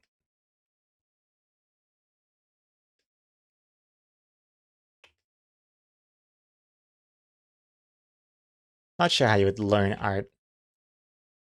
But I mean, even though it sounds real kind of basic, I think life drawing class is an interesting thing to take on a little bit. At least for a little while. Ooh, Listy 17 in the towel. Life drawing class, like when you draw naked people or just like, I don't know, a bowl of fruit.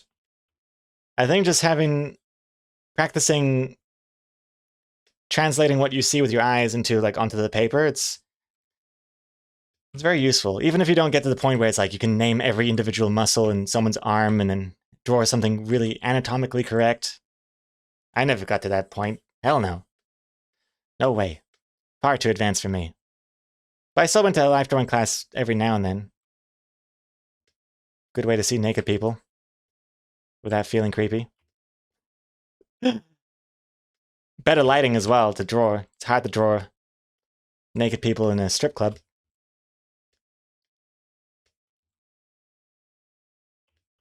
But I think it's a pretty useful skill.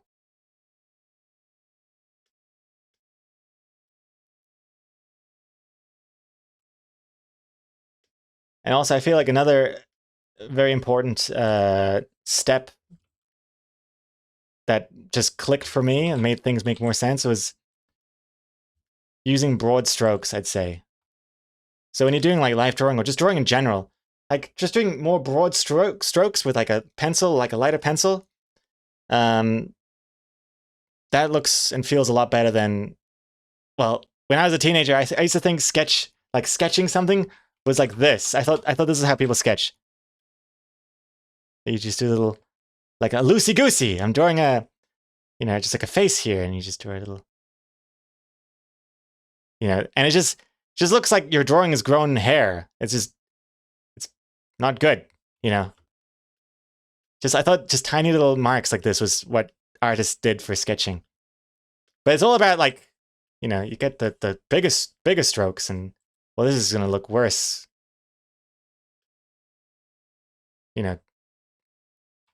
That's not a good example either. But it's not really the good pen to use for that kind of sketching. You want something with more opacity variation, because this is just 100% all the time. But anyway, you kind of draw with little strokes like that, like this. But I think you draw it more precise though. Like when you're drawing it, don't you just actually draw like, I don't know. You don't really go out of the thing. For me, I think I used to think that actually, if you're trying to draw something that's furry, this is not a good example because furry is actually quite sketchy like this. But I was doing that for even just like drawing someone's leg, and it's just like, Yeah. It was just not good when your leg is like, oh yeah, thigh and then knee and then calf and then foot and then ankle or whatever. Roller skates. I don't know. I don't know what I'm trying to do here.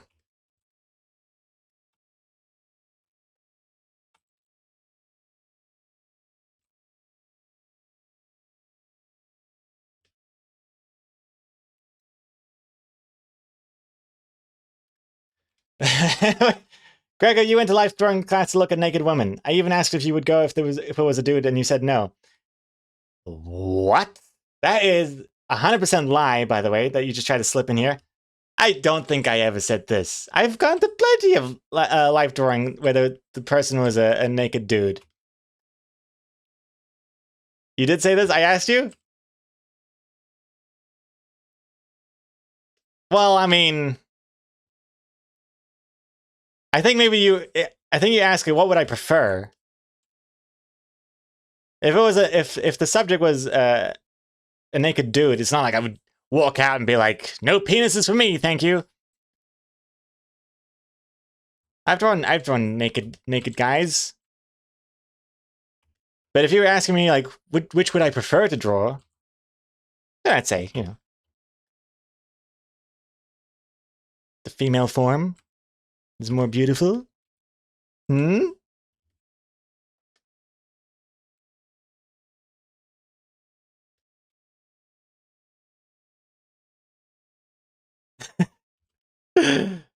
You are spreading lies here, Exocomics. I've got dozens of pages in my sketchbooks of naked dudes to show you and prove you wrong. Dozens. Never stop stopping.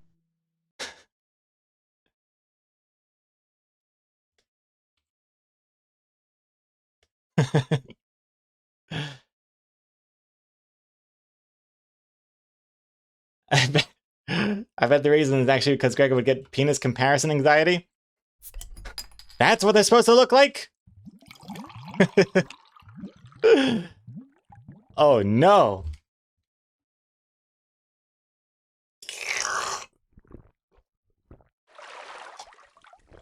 Strike off the bed. Have a good night, Strike. Take care, take care. Sleep well.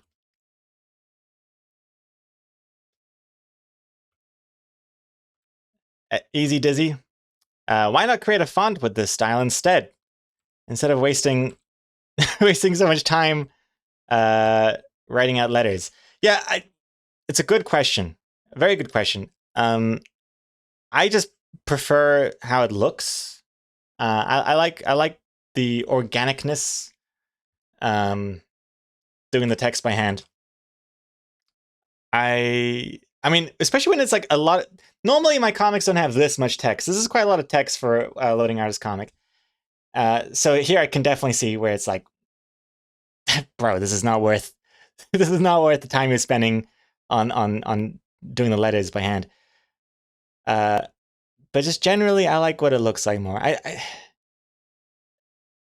I like when the text looks like it's on the same. It's like drawn with the same brush as the art around it. It makes the whole comic feel more like one thing, one love, one world. But when you have like this font and then the art, it just feels so like separate elements, and I don't know. I don't usually like that very much.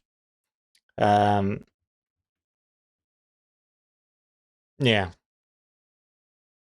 Then how come you don't handwrite Plucked Up? Well, that's because there's a lot more text than that thing. That Plucked Up has way more text, and ain't nobody got time for that. And then there's another question where it's like you could turn your handwriting into a font, and I've done that before. I have it here. Hold on. Let me show you an example. I mean, I made this font years ago, so my handwriting's changed a little bit since then. But I don't like when you see the letters repeating. It's just this is not my font. This is the Plucked Up font that I use. Let me just make this bigger. So, oh gosh. So this is the plucked up font, and then I have one of my own. Where is it? Where is it? Yeah. So this is the one I made like years ago. I mean, oh Jesus Christ! And yet I don't know what I've done here. I don't know why this messes up. So I've messed something up with the font. I'm not sure why it keeps glitching out like this. So that's one of the reasons why I don't use a font. And then someone else, I forget who, but someone else made another font based off my handwriting too, but it's not quite the same as my handwriting. Almost looks like a dyslexic friendly font. But yeah, and the kerning I don't like. I like having the control over it.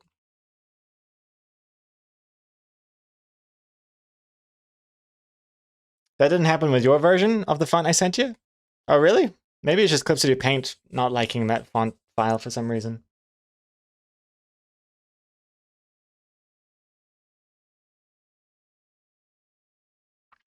Maybe add a liquify to add variation, NGNZ. Oh, that's an interesting idea. Yeah, it's not a bad idea. But I feel like with loading artists, since it's usually so light on the dialogue anyway, I don't mind writing it by hand. And extra comics. So laziness overrides your artistic integrity, huh? Yes. Yes, it does. I think with comics, it's important to have, like, you gotta pick your battles. That's something I'm always learning. You can't spend years on, like, every little panel. You have to, at some point, be like, okay, is this worth doing? Or is it good enough to continue and move on? For example, like, I used to change these borders, like with every comic, that they would be a little bit different. Like, in fact, each of these borders already is different from each other. If you hover them over it, they kind of overlap a bit in different areas. And yeah, I used to have this obsession with like every comic's got to have a little different, which made it automating stuff, like automating posting for social media, a nightmare, because suddenly I wouldn't be able to like export panels separately through automation because every panel was slightly askew and it would just drive me nuts. So now I don't bother with that. I just keep whatever I've got going on here, I just keep the same.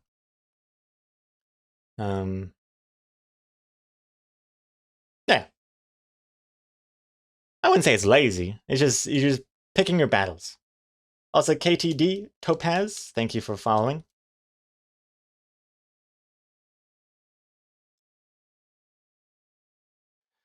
Dower, you can easily have a font that has different variants of the same glyph.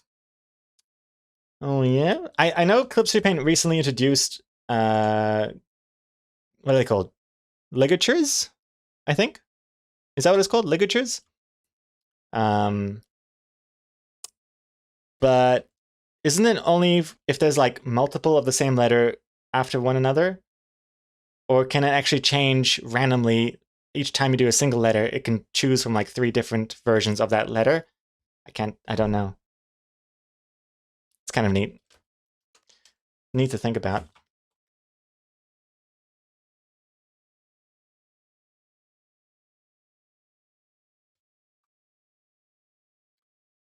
It can change randomly a single letter? Oh, really? Man, I don't know how that works. That's magic. I really don't understand how fonts work, to be honest. I do not know how it works.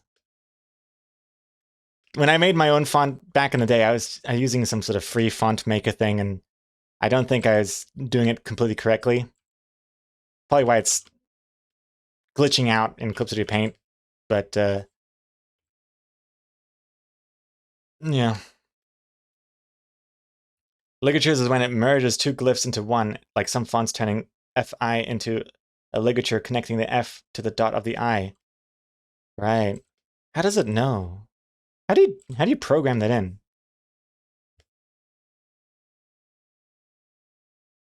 So strange. Well, strange isn't the right word, but so like Mesmerizing.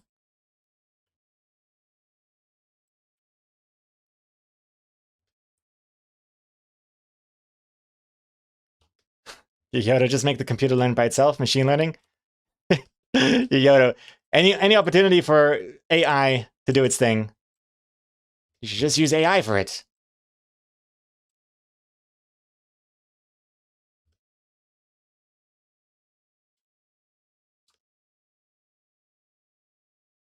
That's looking pretty good.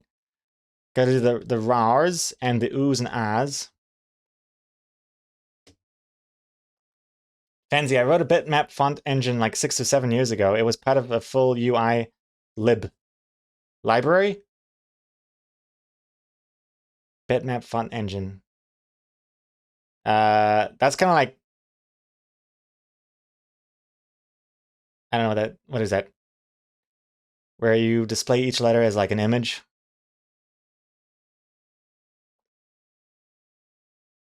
That was something that kind of blew my mind when I was working at Gameloft, how like fonts and stuff were handled in games, at least using the engines that we were using back then. It was a lot more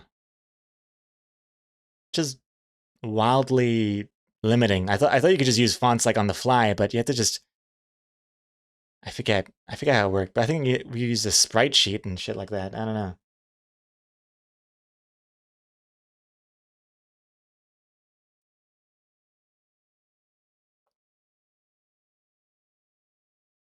Ligatures are easy to program. It's just telling the font, okay, if an I comes after an F, replace the 2 with the single FI.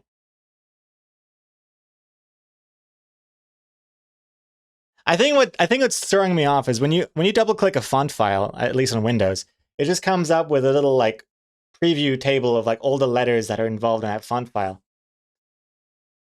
So to me, it makes me feel like it's just there's just like this template, and it's like, what is A? And then you just draw a little A looks like this. What is B? B looks like this. So to me, it's like I can't even imagine what it really looks like when the font file also includes all these rules where it's like, okay, but if there's an F and an I together, it looks like this, and like I don't see that in the grid. And then you've got like accents and then different languages and oh lordy.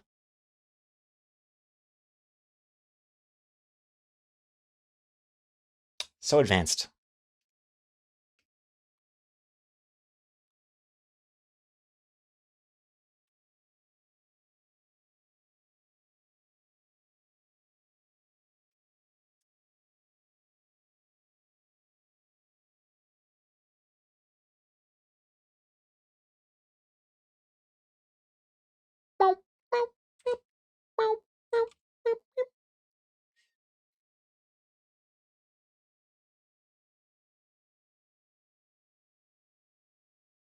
Okay, let's see if I can get these dialogue balloons in without overlapping too much of the art, too much of the characters.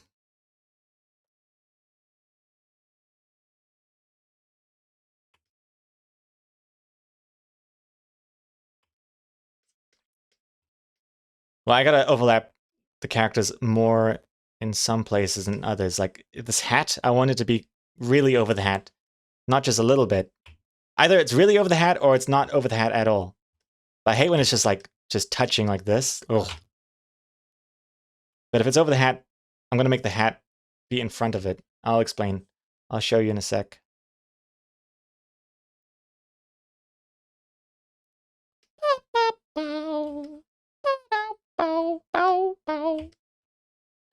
Move the text up a little bit.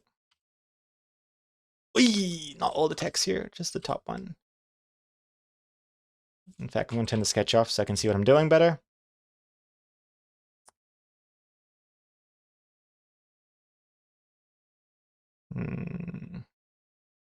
I wonder if but not anymore should be on 2 lines. Like, but not anymore. I wonder if that would work better.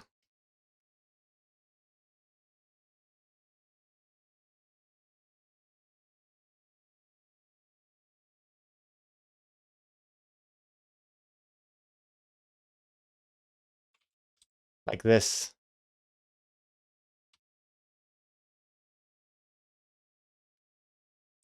Then move that Oops, and then move that over here. Oh, no, over here is fine, actually. And then just move the text down.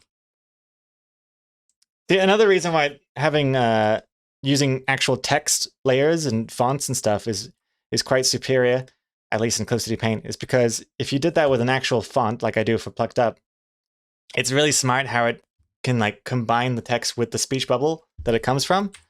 So, like if I do a test here, like so, make this larger. Like suddenly this is now well, not yet. I can combine this. Motherfucker. I can combine this with this. So now it's like one layer that you can move around, which is cool. You can still move the text inside of it or wherever, but you move this around and it's nice. It's neat. It's very useful.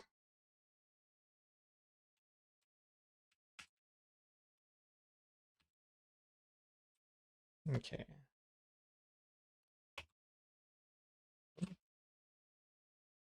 Yeah. But since this is not really text, it's just lines, it doesn't know to combine them together. All good though.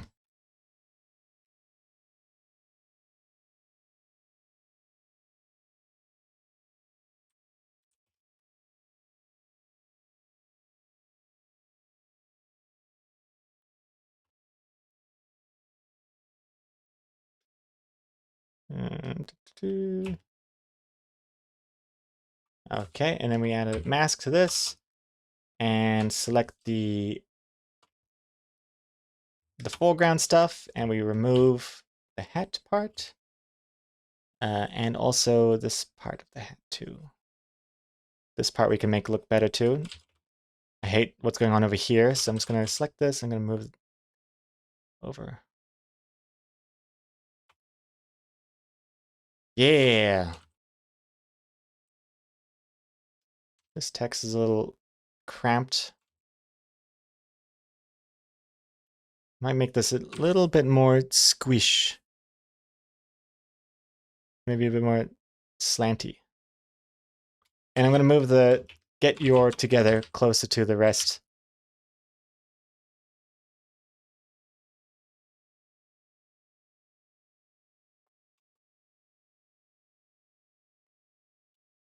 It's a little hard to read, I think. It's a bit too...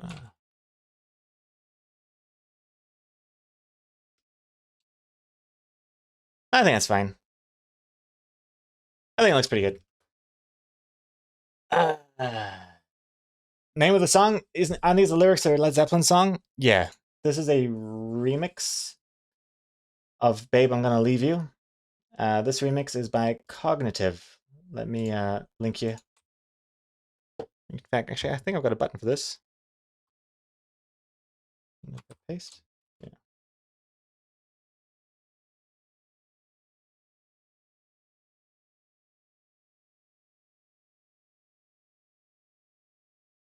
Yeah, it's an interesting remix. It's not so rocky.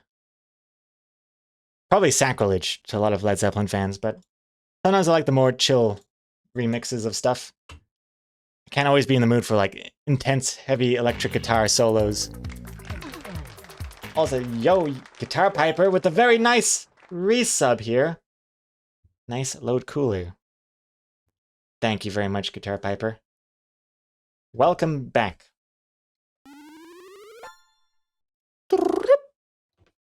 Excellent. Excellent.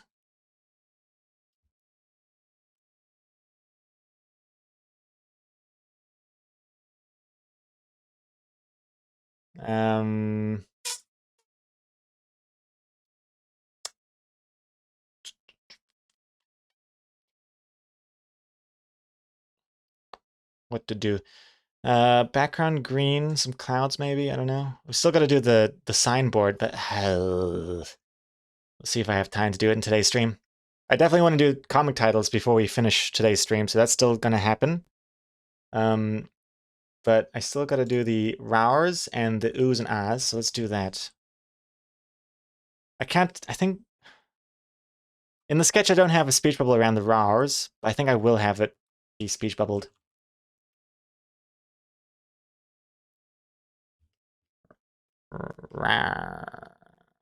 And a bit shaky. And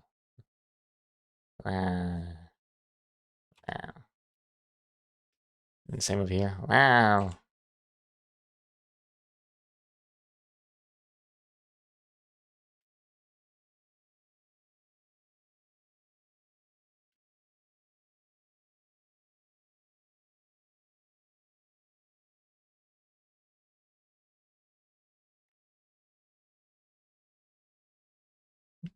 Exclamation points?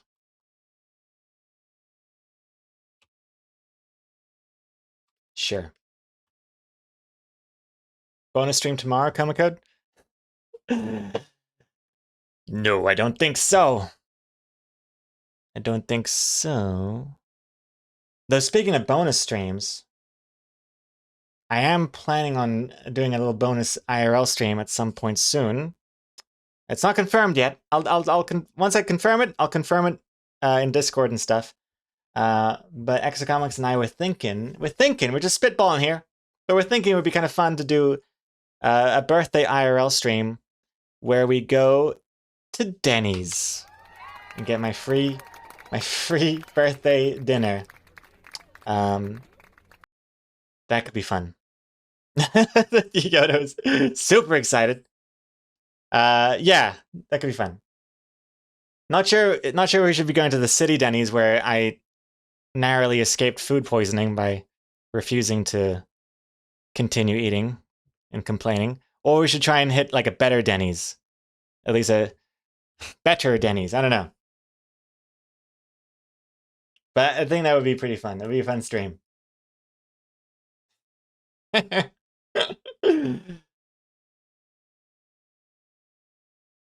yeah, that'll happen on my birthday. Because otherwise I can't get my free meal.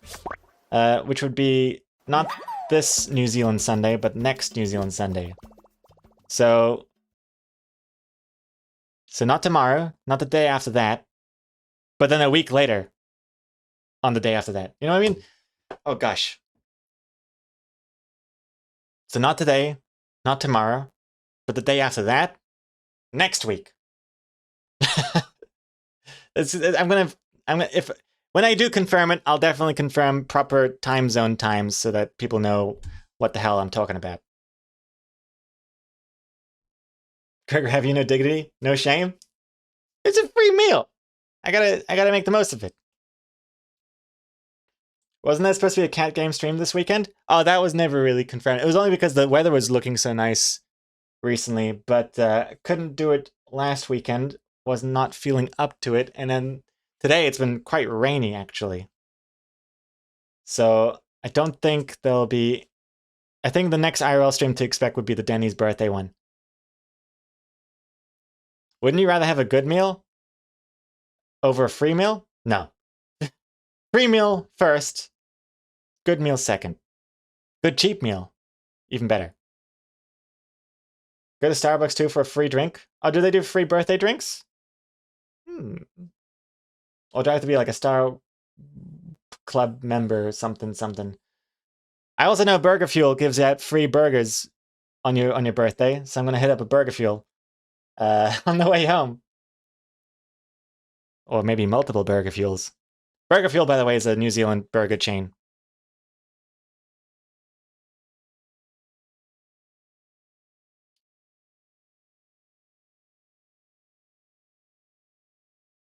You could paint the Rowers with orange stripes and a tiger-like pattern. Interesting idea. I think that might be a little distracting, but interesting idea. Let's do the balloons.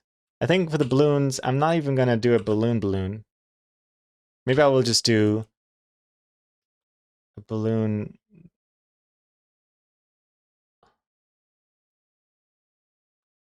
With the pen. Yeah. I don't know if I like that. I don't know if I like that at all. Just looks like a discolored turd.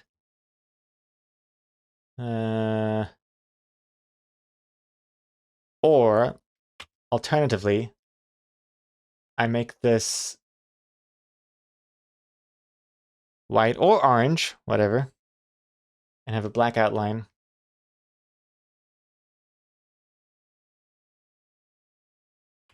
Yeah, that might be better. It's not quite tiger stripe orange, but still orange enough that it's relevant. Yeah, because I don't think the speech bubble is going to fit.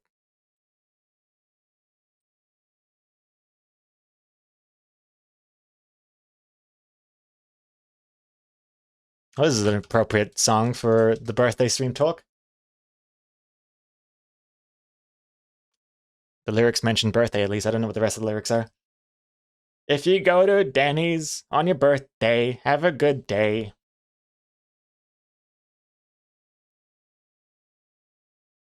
Dunkin' also gives you a free birthday coffee, and Krispy Kreme gives you a free birthday donut. Holy crap! I should just have like a birthday buffet thing going on. I didn't realize they all do birthday stuff.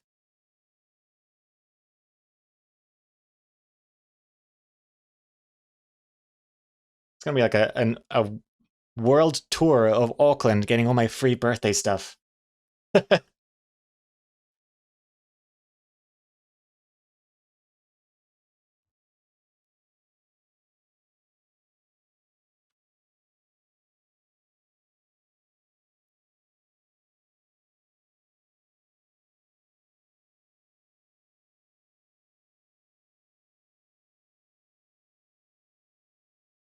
That's looking alright. Wow.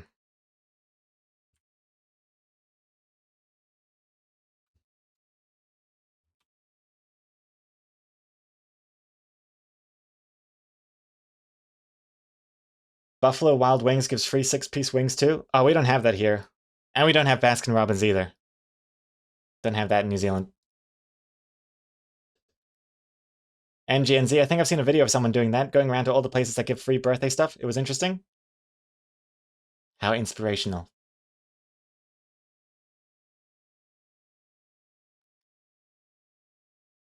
You love the flower being a different color? Looks good. I think it helps distinguish it from the text, huh?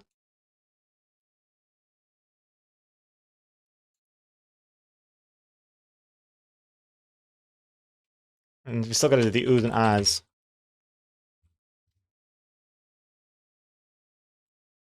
Ooh.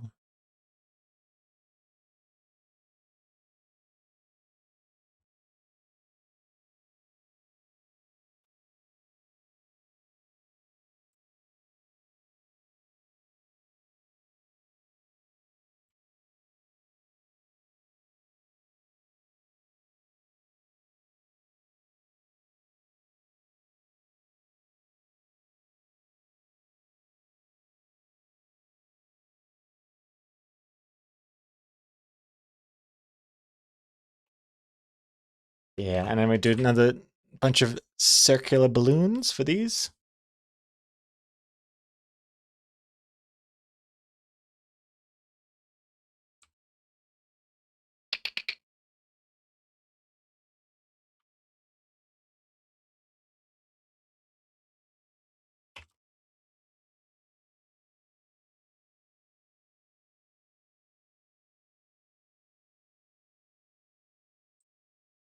Hmm.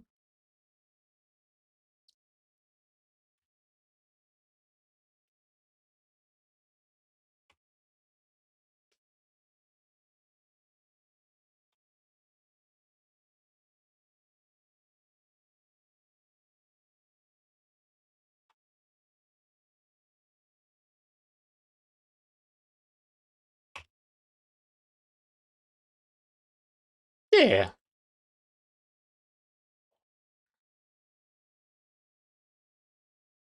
Detonator. Here in Brazil, we have nothing. Only Starbucks. Damn, that must be a lot of Starbucks. Starbucks as far as the eye can see.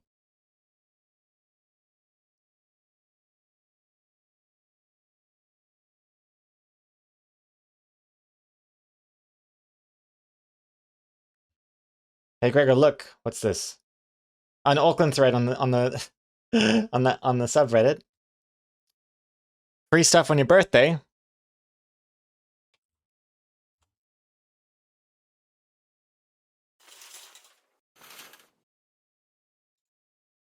Let's see here. Free stuff for your birthday. Which places give free birthdays? I mean, free giveaways for birthdays. And where Burger Fuel and Krispy Kreme. Okay, so Krispy Kreme is a thing here. Interesting. My wife and I do this every year. Here's our list. Burger Fuel. Let's see, what's this? Oh, geez.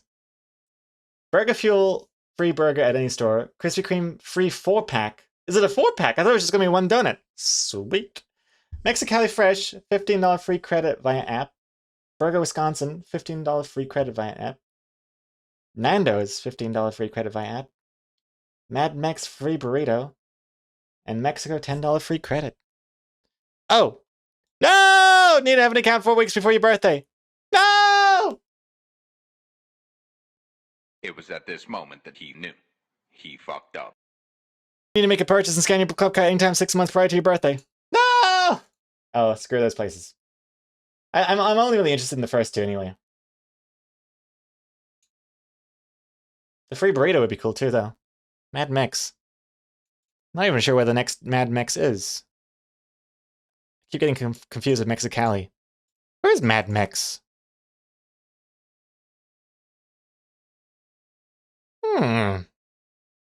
Interesting. I have to do some research. Someone tell them about Denny's?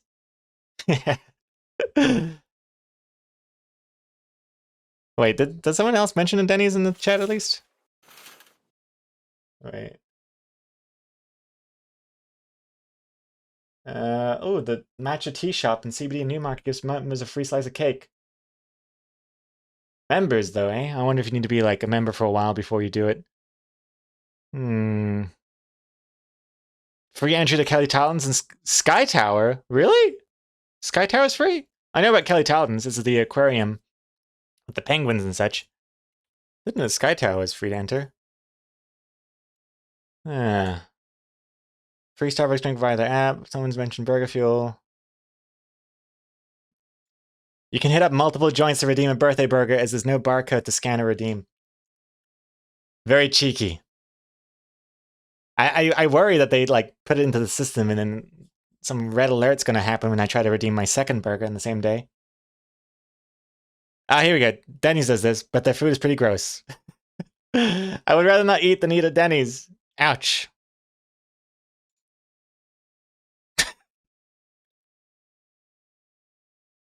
Only if you're with someone who's paying for their meal and their meal costs more than yours.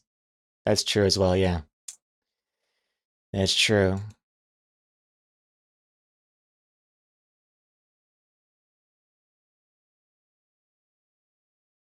Hey, Breaking Bad. Does that happen in Breaking Bad? Huh.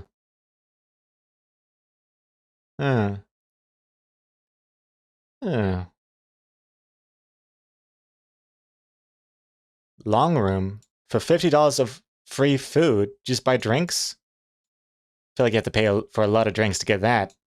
The long room, isn't that fancy-ish kind of bar thing? I forget. Oh, Valentine's. That's kind of like Applebee's, I think, for people. I think Valentine's is our Applebee's. I haven't been there in a long ass time. For good reason. Just so many annoying kids. Long room is that place in Ponsonby. Oh yeah, that's right. The long room is that fancy place in Ponsonby. Yeah, okay. Or as some people call it, Pond Snobby, because of all the snobbish people that live there.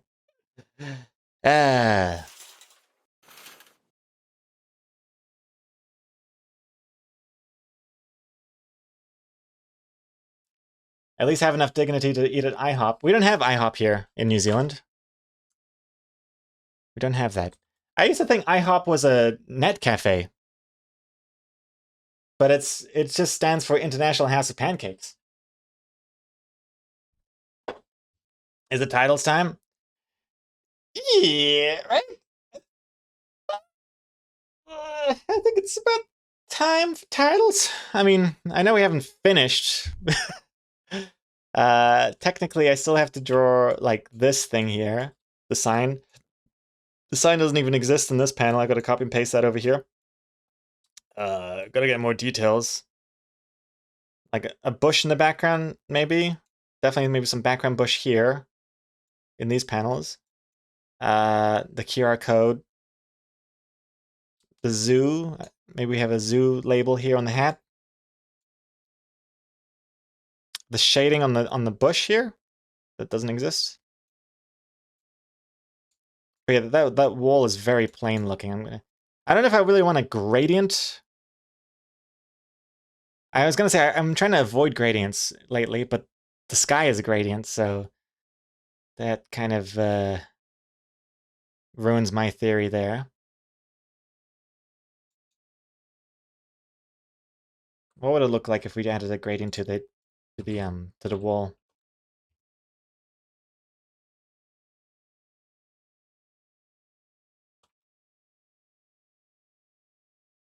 Hmm.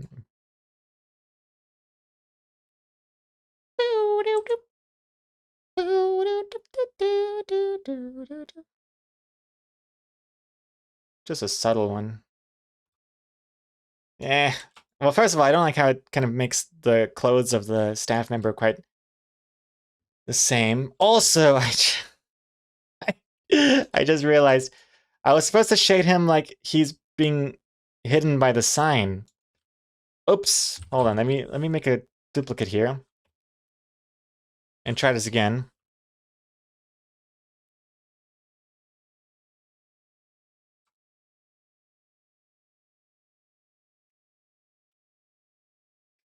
Let's see if this looks... I don't even know if this is going to look any good.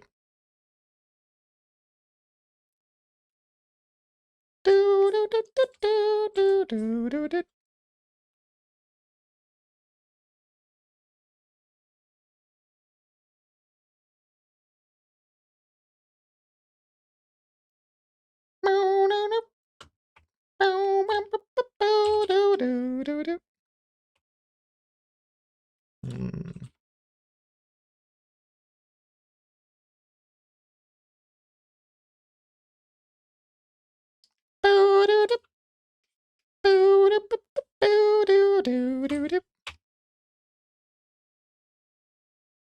Hmm.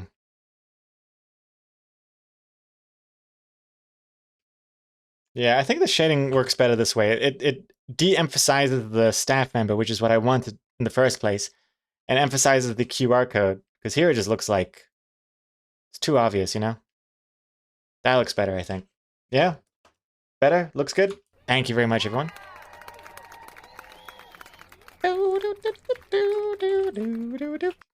Also gotta do some shading on the bush here. Hmm.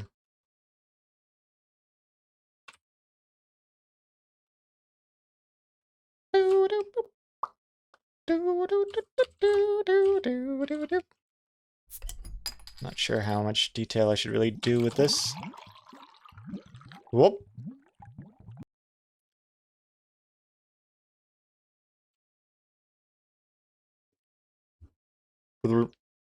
Cheers. Thank you very much.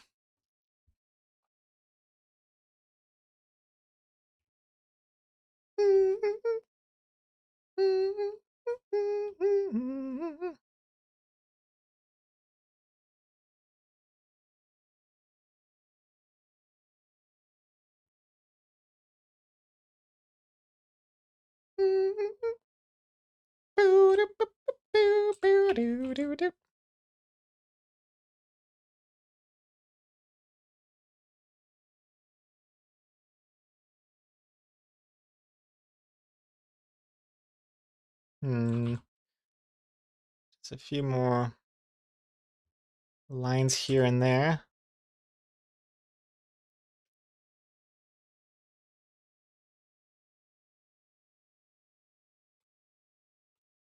Ooh, what's going on here? Oh, what is happened?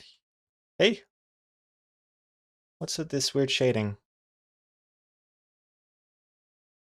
What is this? Oh, it's a different... Oh, what? What's happened? Oh, no. I think I somehow moved everything a pixel or something. There's like a different type of green here. That's not good. What did I do? Maybe make a new kind of green.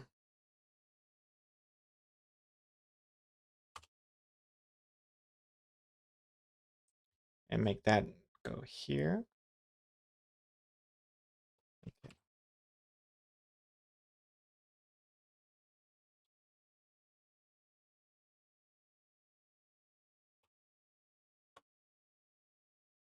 Sure.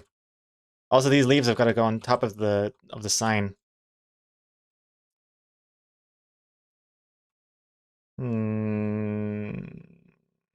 Where's the bush line out layer? There you go.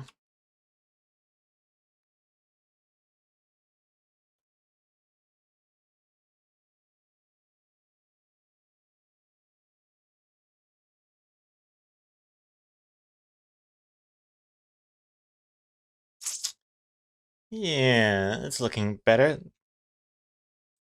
Not sure if I like that shading for the green bush here. But can't tell if it's a little too neon right now.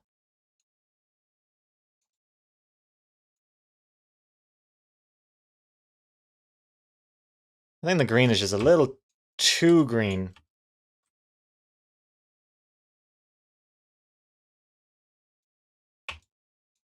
That looks weird though. Now the shading's too blue. Oh yeah. Oh yeah.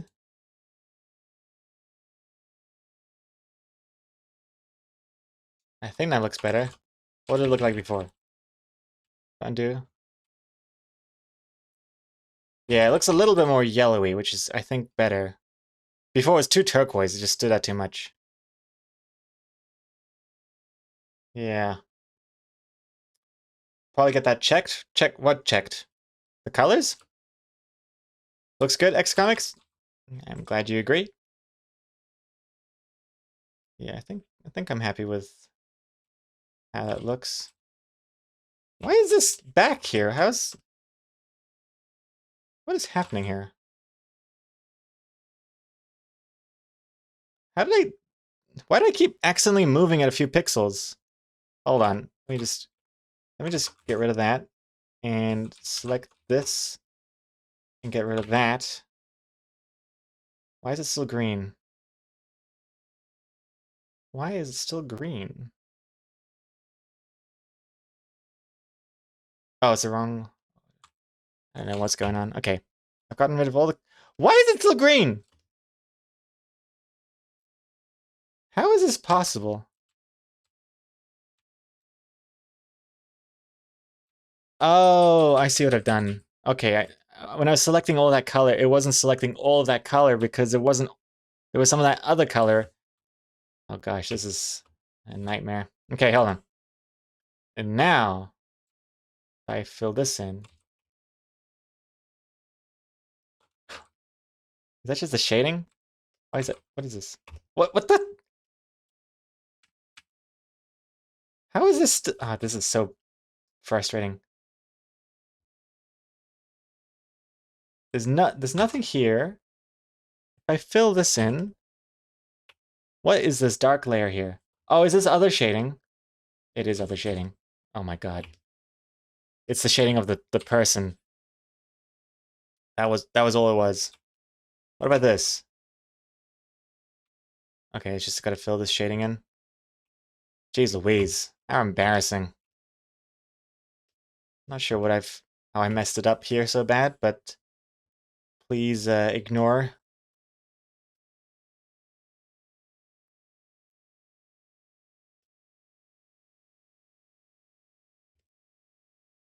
Okay, I think that's... Oh, gotta fill these ones in too.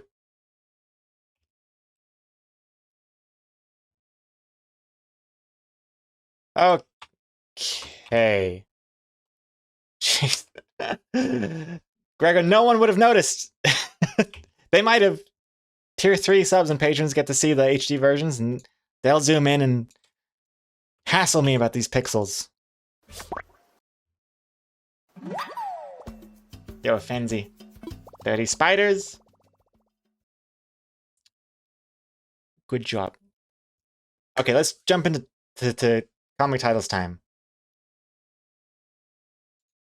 Oh wait, before I do that, before I forget, I need to do the shaky lines here. Shaky lines. Very important.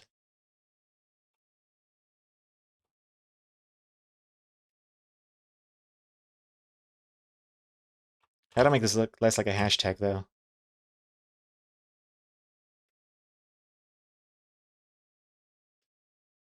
Because he's supposed to be, like, shaking the sign. Yeah, like that. That looks better. Should it be white? No, black. Semi-translucent?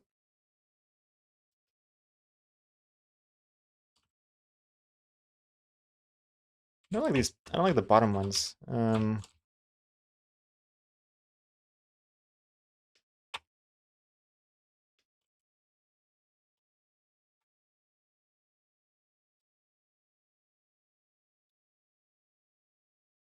that looks pretty good. Full opacity, yeah, you feel the shake more. Yeah, I like that better too. That looks alright. And I think before we do comic titles, I just want to add a quick temporary QR code thingy here. So the boop, boop, boop, boop, boop. QR code. Yeah, this is a QR code. You know, whatever. Okay.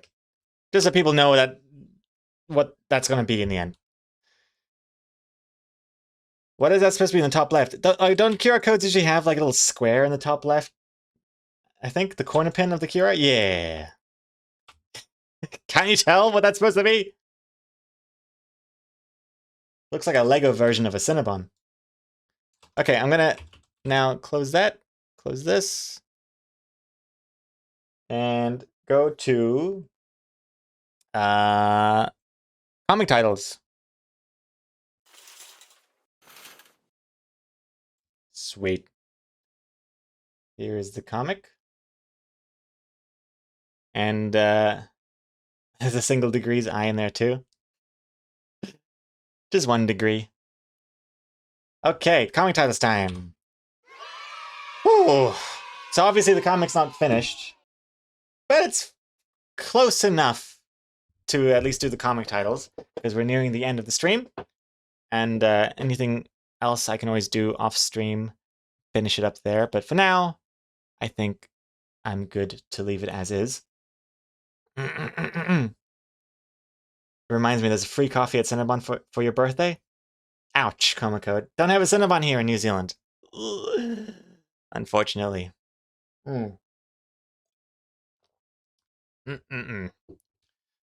Okay. Now, comic title. So, for the past few streams, you guys have been submitting comic title suggestions. And we're going to go check them out right now. I wonder, have I cleared them out? I think I did. I think the first ones might be for the Hell comic still, before we changed the idea, because we realized the Hell comic's been done by other comic people. So let's see what we have. Secret Santa 3, starting off strong. Next up, Secret Satan. Okay, so these are for the Hell comics, so it's not going to make sense. I'm going to... What is this? Get Pure Hell. This is Pure Hell. Okay, this... Okay, missing link. Okay, wait a minute. Okay, Okay, we only had a few Hell suggestions. Okay, so these ones are actually for this comic.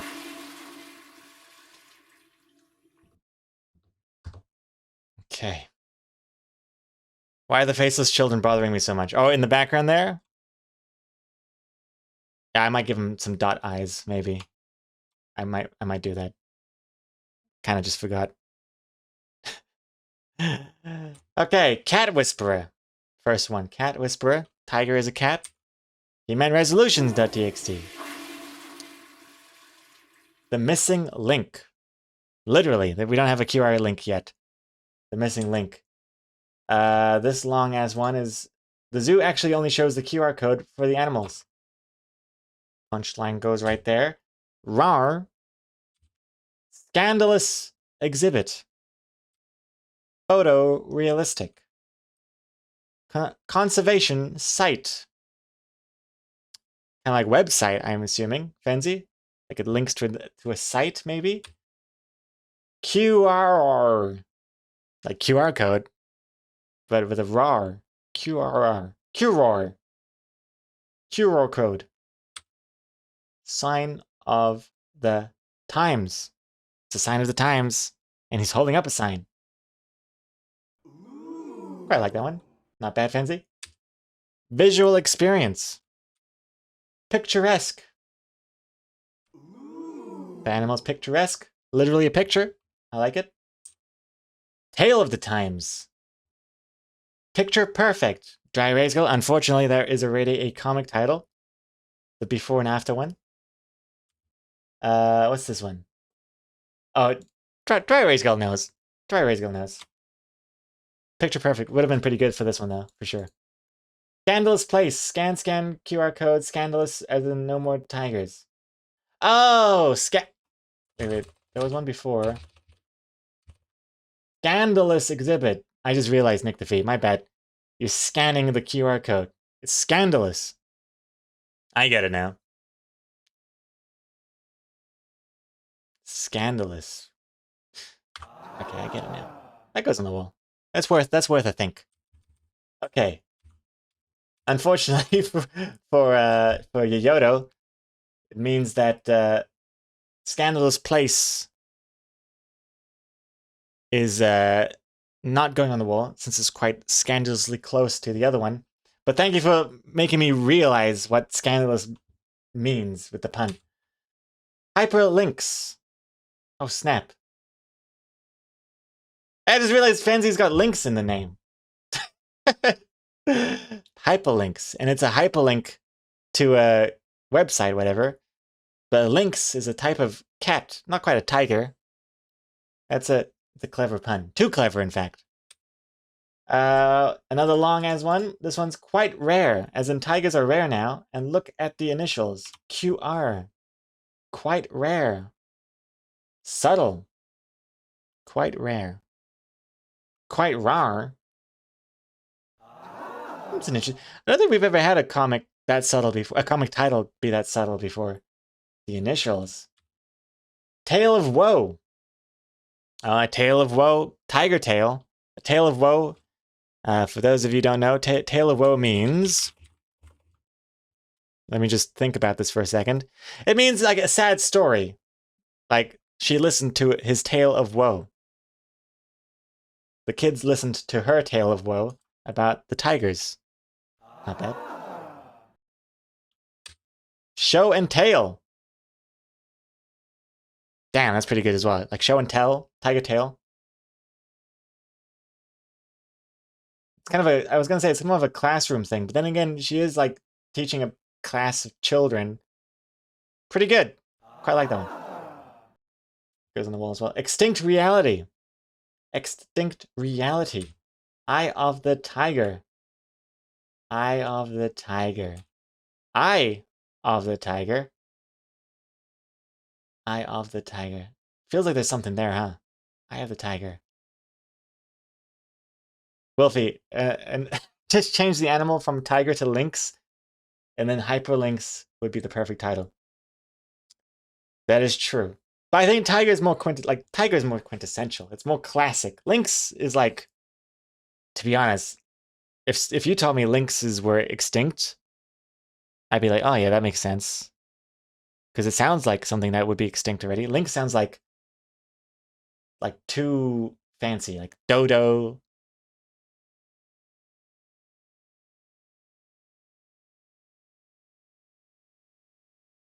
What are some other extinct animal names? Like emus? Wait, is a lynx even a real thing? I know it isn't. Watchmen, that guy in the Watchmen has a lynx as a pet, right? I can't tell if lynx is now like a fantastical creature, kind of like a direwolf in Game of Thrones, or if it's a real cat. like a Sabretooth was real. That's a perfect example, Steve 3000. Sabretooth. It's like, if we changed it to Sabretooth, this comic wouldn't really hit as hard, because it's like, well, obviously Sabretooths are extinct already. What do you expect? But yeah. Tiger Stripes. If the QR has stripes. I don't think QR codes usually have stripes. That's an interesting angle. A dull roar. A dull roar. Tiger.roar. He meant roar.txt. Plus unban my Instagram. Great zoo. Like Tony the Tiger. Endangered Scanimal. Oh, I see. Scanimal.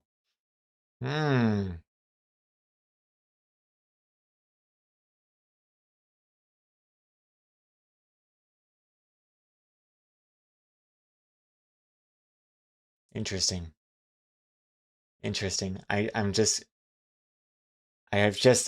Hold on. I've just come up with something. I'm gonna submit it myself.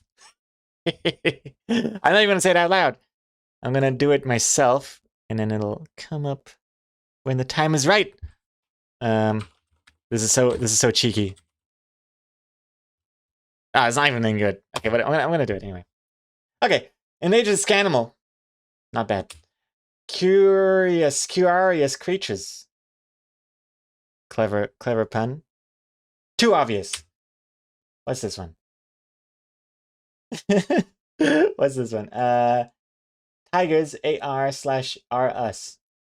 AR you feline it. I know 2 titles, but I don't have enough bees. Load sad. Tigers AR. Tigers are us. AR us. AR you feeling it? AR. Too spoilery. Call of the Wild. Like phone call of the wild. Picture this. Also, the power. What did you say of my title? I wasn't watching. The power. The one I put on the wall was quite rare, as in tigers are rare now. And look at the initials. Oh yeah, I kind of liked it. It was very subtle. And then I said, I wonder if we've had any other comic titles that were that subtle, where it's just like the initials kind of have the pun in it. He skipped my best title? Dry Raise Girl? Which one? The Call of the Wild? This one? Call of the Wild? Call of the Wild. It's good? Because it's like a phone call? Is that what it is? I like Tale of Woe and Show and Tale better. Unless I'm just not getting it. What's this? The original comic for this week was better. Thank you very much, Guitar Viper. I wonder if I will end up doing that Hell comic at some point. If there's a week where I don't have any other ideas, I'm just like, screw it. I'm doing it anyway. Maybe. Pause and focus. Pause is in like, hold up. Focus. Where's the devil? Where's the coffee? Different comic. Also, Extra Comics.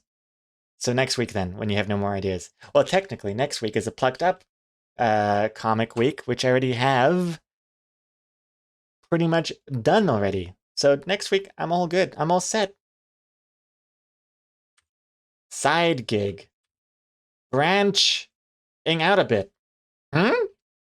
Branching? What's branch? What's branch? No branches here. Code of the Wild. Scavenger hunt. Quick response. QR, I see. QR, quick response. Man, it's freezing today. Jesus Christ. I'm gonna put on both socks. This is a both sock. Where is it? There it is. Stuck on my toes. This is the two sock day today. It is so cold. Okay.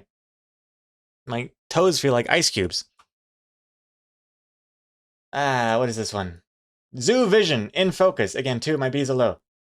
Zoo Vision in focus. Special species 2. A sight to be seen. Not bad. The missing links. Missing link. Picturesque animal. Oh, that's an interesting one. Who's that? Loading eyes. That's a good name as well. Picturesque animal. Hold on. Let me explain. I didn't steal this from Dry Erase Girl, although the picturesque is just a word. You know, nobody owns words. But check this out. Picturesque animal. Say it fast. Picturesque animal. Scanimal. Eh? Hey.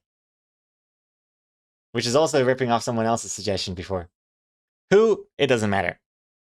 But yeah, Scanimal. Picturesque animal. Nah, it's too subtle. It's too subtle. That's going on the wall. Wow, that's really, really good. Alright. Behind bars. Like behind barcodes. Behind bars. But I don't think they really have bars in the QR code, do they? But that's pretty clever. Barcode. Behind bars. It's pretty good. There's something in there. There's something cool about that. But there's no bars. I kind of like it anyway. Phone it in because of QR code scanning. Phone it in. They're phoning it in. They're using the phone. Missing tiger. This one is Siri, remind me to rip off Exocomics next time. Okay, goodness. I don't think, isn't that in the next iOS update that you don't have to say the hey part in the hey and then S word. Hey S word. Still need to say hey. Also, I don't actually know what happens if I interact with the phone while it's being used as a webcam. I don't know what happens there. Probably messes everything up. Scanalama ding dong. I mean, if we didn't have tigers and there were llamas instead, that would be perfect. Scanalama ding dong. Try it? Okay, well. Hey Siri, what happens if I use you right now instead of as a webcam? Hey Siri, are you listening to me? Hey Siri, what's 2 plus 2?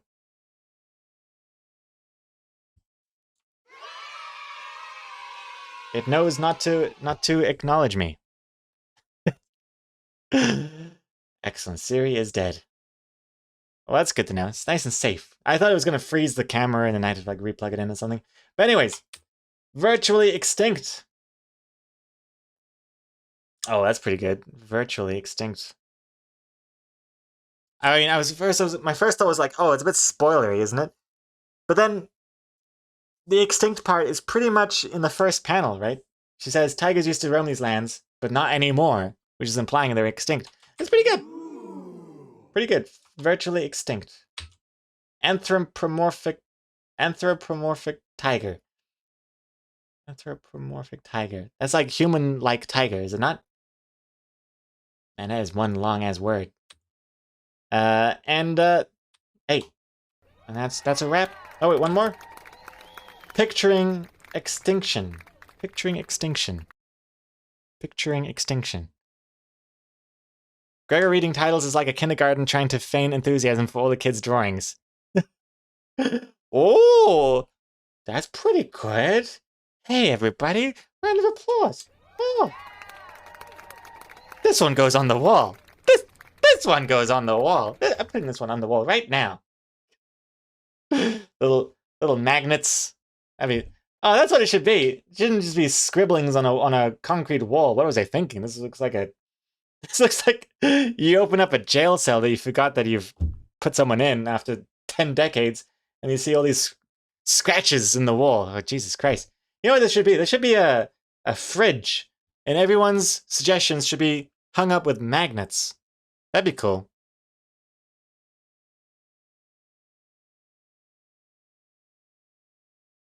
I don't know how I would do that. Because then, what, the word has to be on a piece of paper that's held up by magnets?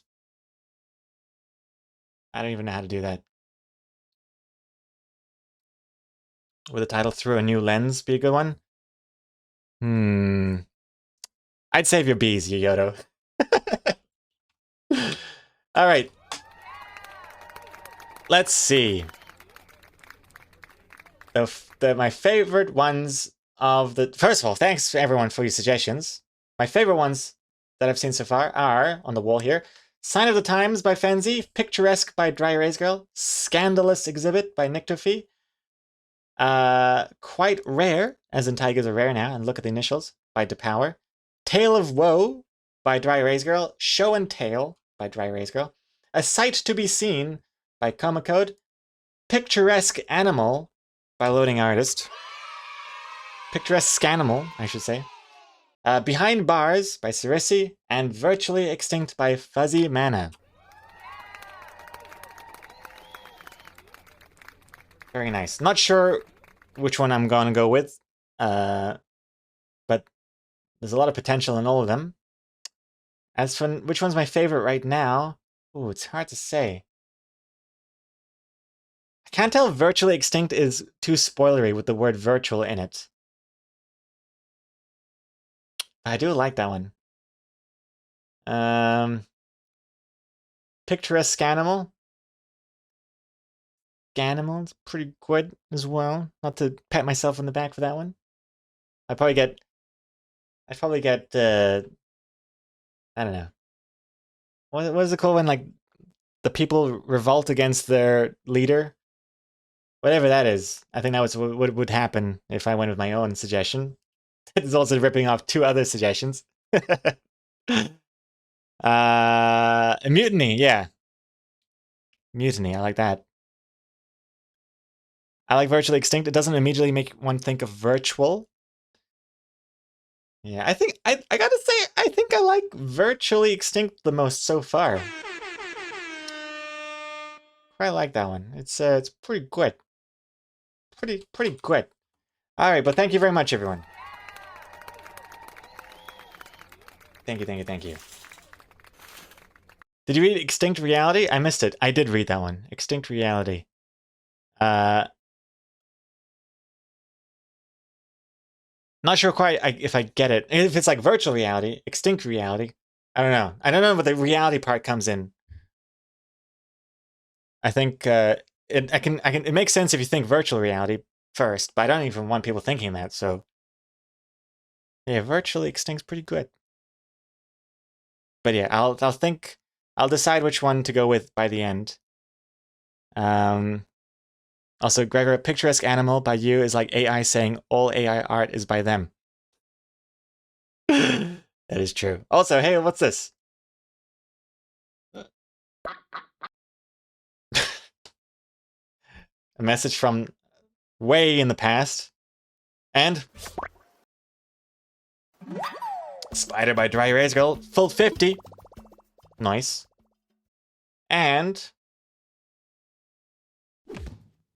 1, 2, 3, pull! boo, boo. Fuzzy Mana, congrats on your gifted sub by Fenzi.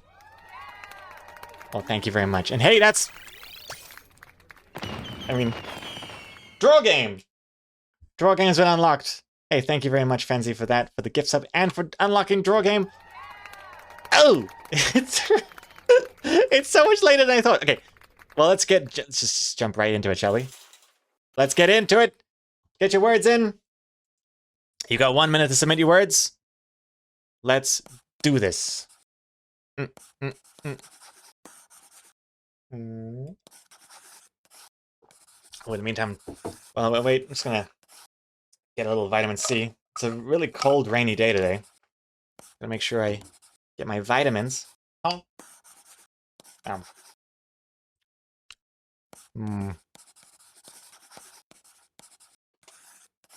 And then this will be wrapping up the stream.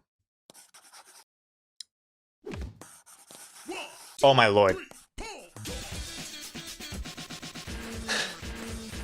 On that note,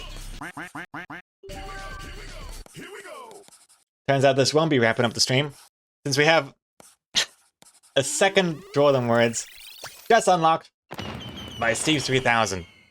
All by themselves. Thank you very much. My goodness. 5 gift subs. Congrats to the 5 lucky chosen ones. UTK, Cannibalic P, Toe Cozies, Max Wolfie, and Karu. Congrats. And thank you so much, Steve3000. My goodness. Okay, well, first of the 2 Draw Them Words, the words will be 43 words were submitted. The words are round, Shakespearean, brain.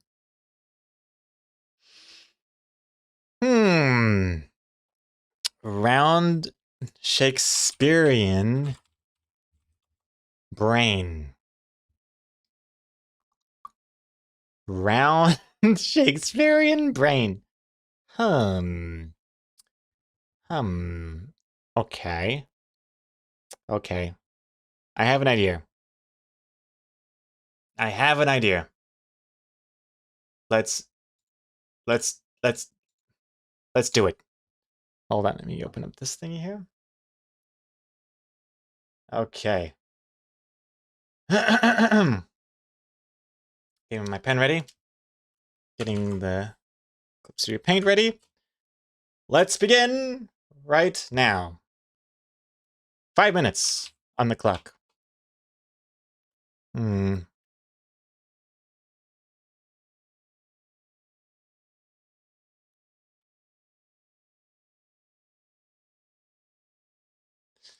Oh god, this is gonna be hard.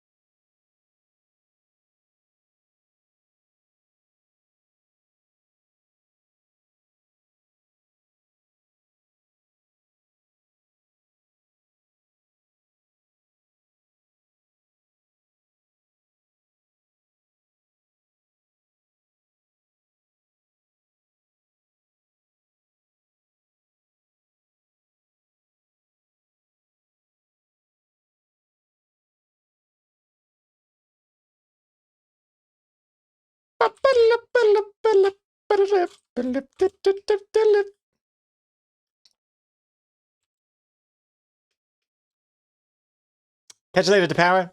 Have a good gym session.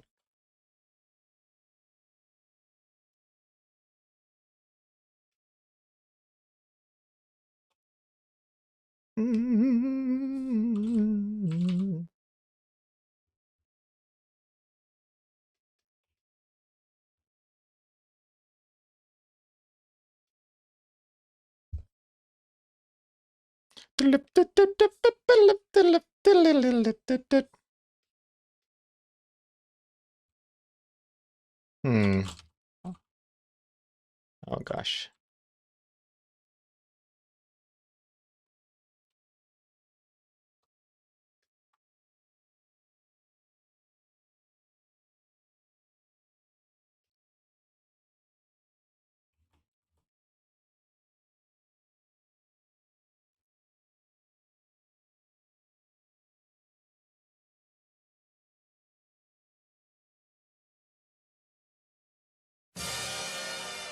My name is...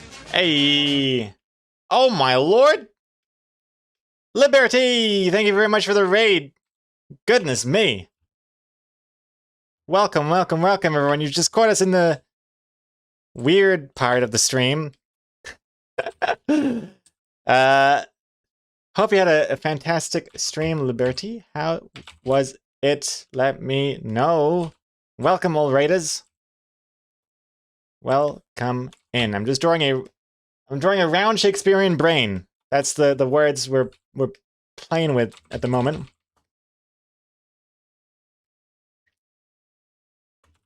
And I have 5 minutes to draw it, with 1.5 minutes left. 1, 2, 3. How was your stream? And oh my goodness! Wait, what? What? No! 10 gift subs! Crazy! Oh, jeez.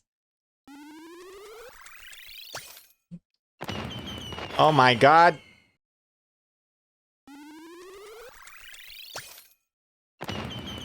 We have 3 more Draw Them Words to do. Oh my lord. Thank you very much, Guitar Piper. And Liberty, you played some Animal Crossing? Low-key stream because I have to have a camera down my throat tomorrow. That is one interesting stream setup. Man, that sounds intense. Well, I hope you have a good throat session. I don't know how to even describe. Oh gosh. Is that? I mean, that looks pretty. I mean, that looks pretty good. I think. 15 seconds.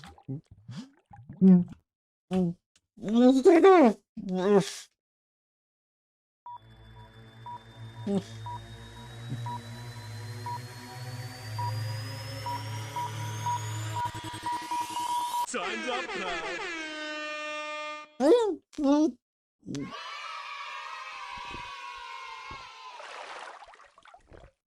Thank you very much.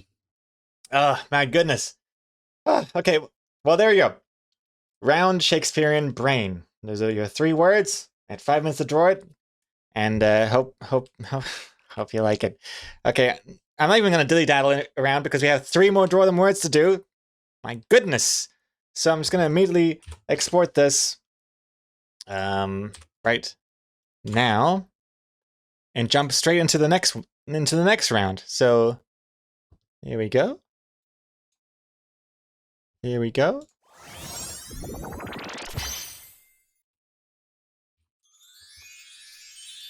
There it is. Excellent. And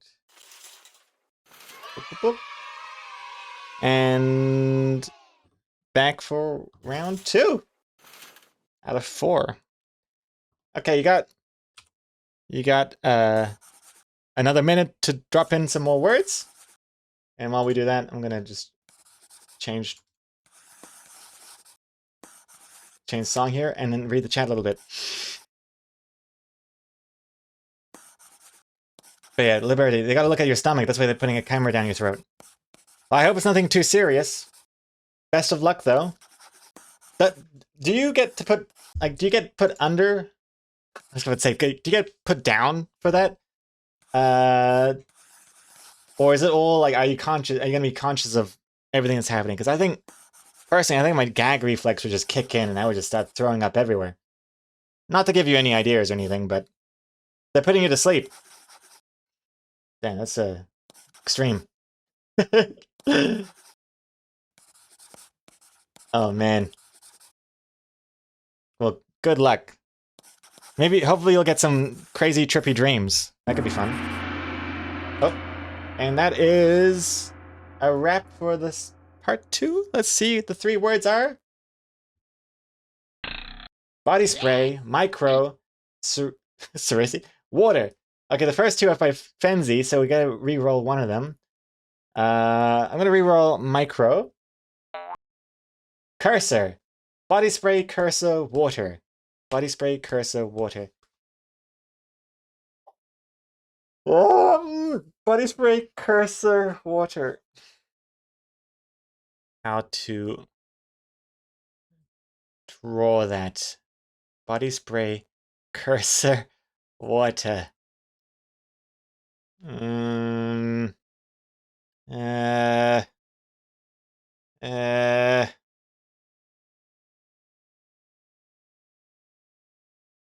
Okay. Okay. Okay, I think I got an idea. Let's begin. 5 minutes. So,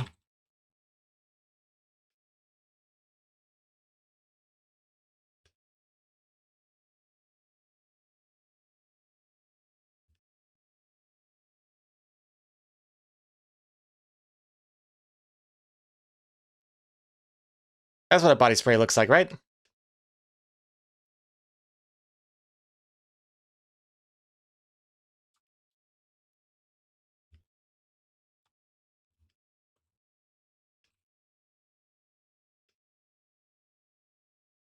Hmm.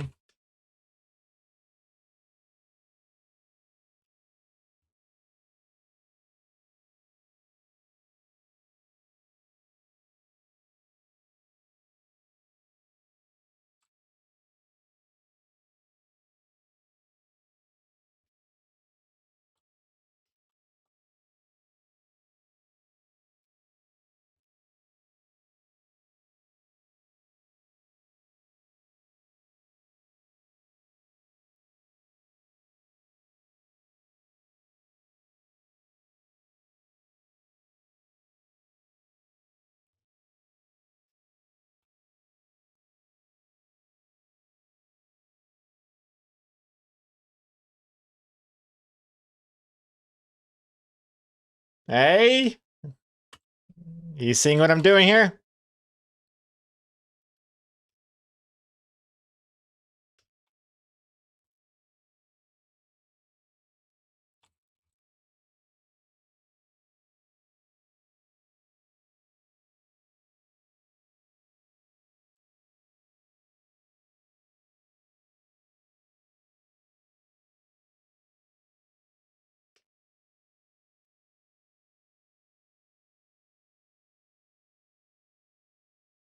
Sweet. There we go. A little shine.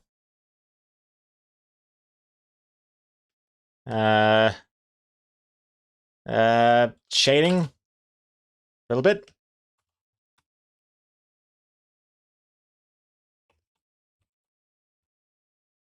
Oh gosh.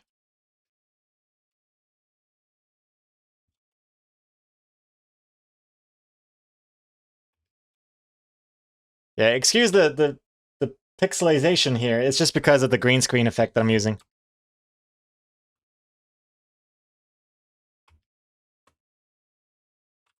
I wonder if I could do...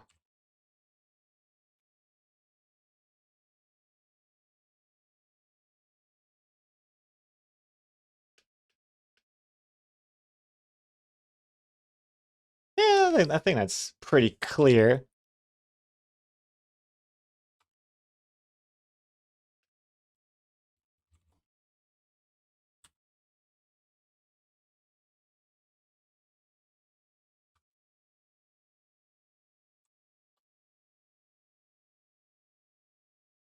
How much time do I have? I still have 100 seconds. Okay. I'm gonna make this look a little bit nicer then. What else does this make? How does this make a body spray? Oh, I can make this look better. This drawer is not really cleverly done.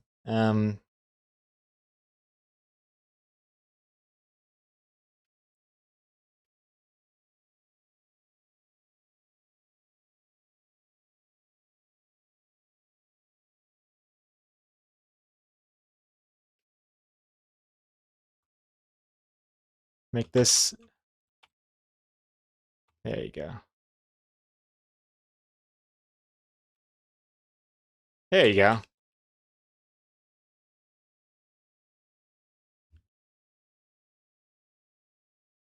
Hmm. Maybe some rim light shine. 40 seconds left. Okay, what about if I select this? Oh, I see what I can do here.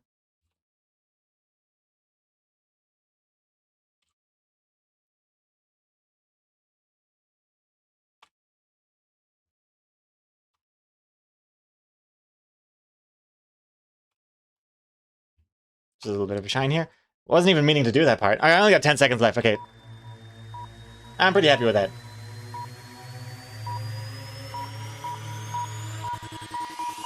Time's up, pal. Boom.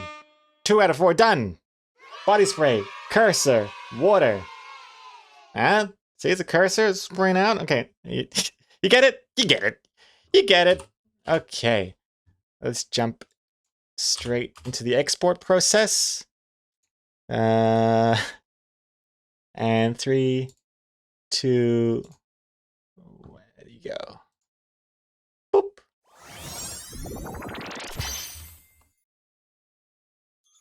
Excellent.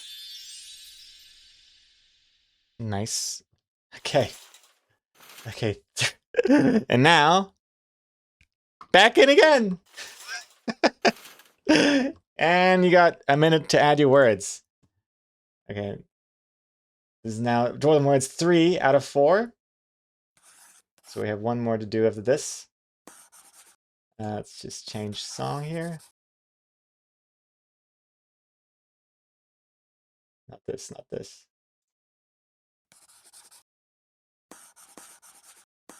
What's an upbeat song that isn't completely copyright 2000%? I don't have time. Gotta find some song.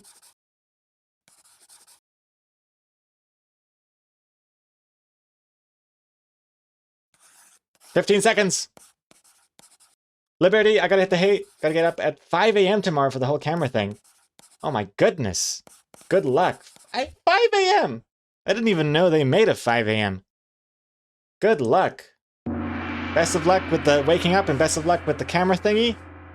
And take care. Wishing you all the best.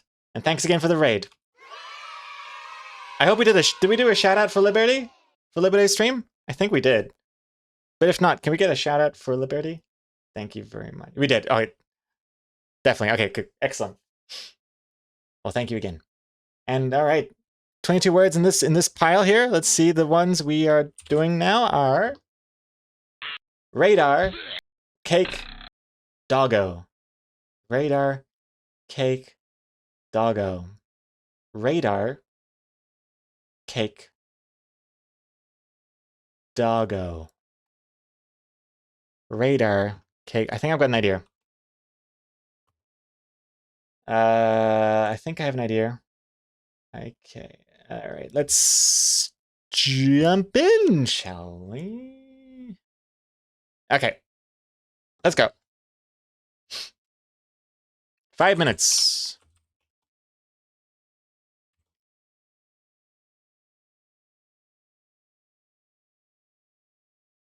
Why did it have to be a dog? I can't draw a dog.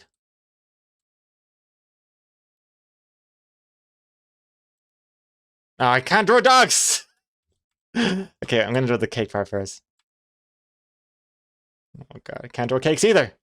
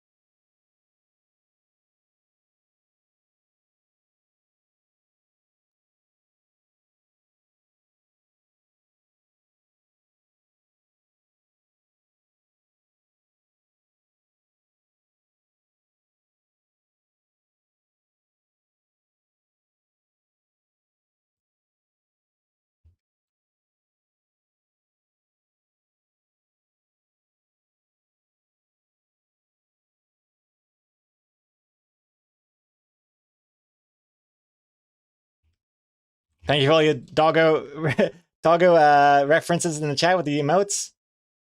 Let's see.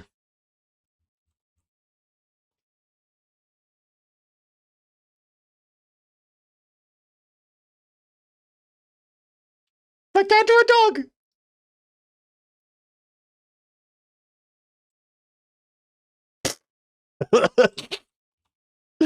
Oh god!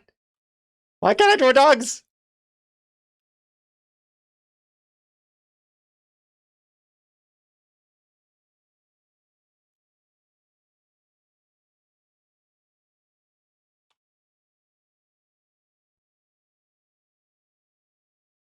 There we go.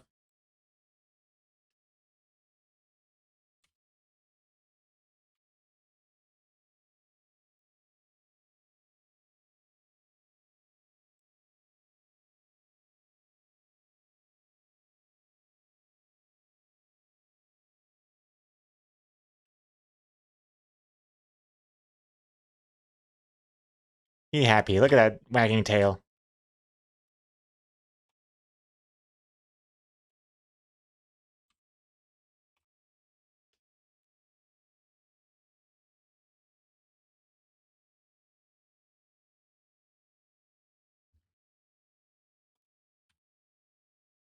How much time do I have? 100 seconds. Now, what color are dogs? Golden Retriever? Or something? I don't know.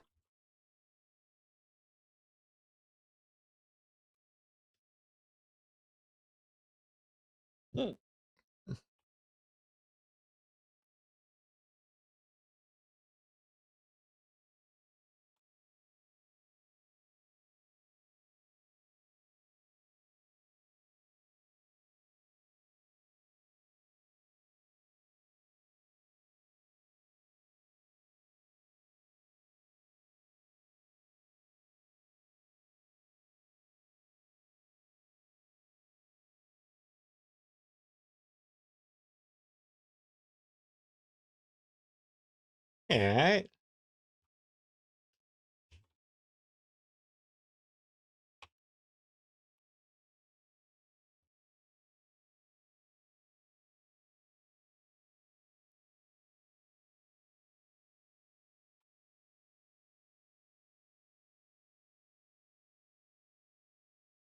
Perspective makes no sense. I'm gonna make the cake taller.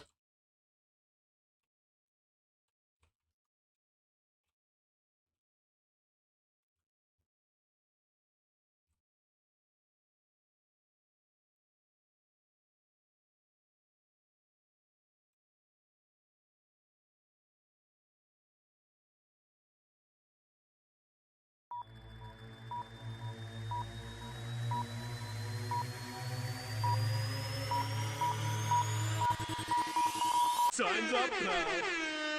Done. Okay. Whew. Radar Cake Doggo. Thank you very much. Thank you very much. Jump into exporting. Oh my gosh, so late for lunch. Here we go. Here we go. Thank you very much. There you go. And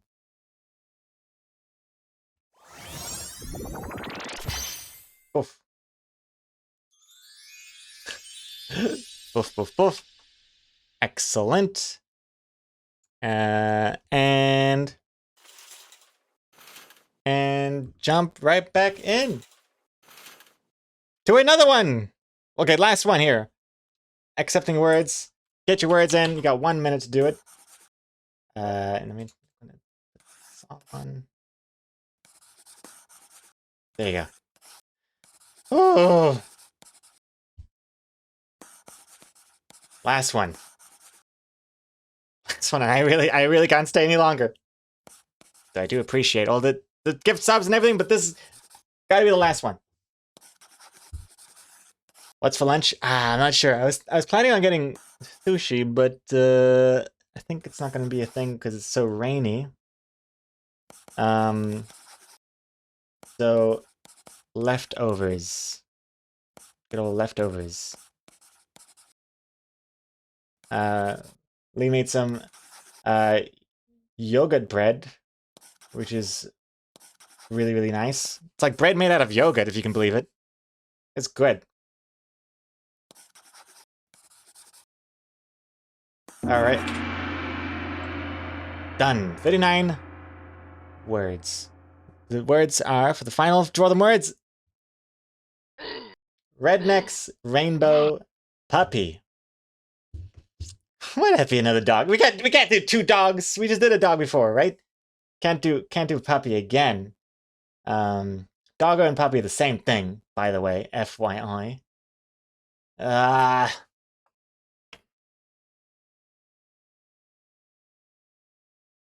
Do it, puppy. How do I draw a puppy? How do I draw a puppy here? Let's see. Let's see here. Okay. All right. Fine. Puppy. Let's do a puppy. Let's do the words. I've made my bed. Time to lie in it. More like made my deathbed. Let's do it. Rednecks, rainbow, puppy. Rednecks, rainbow, puppy. Rednecks, rainbow, puppy. This should be an interesting combination.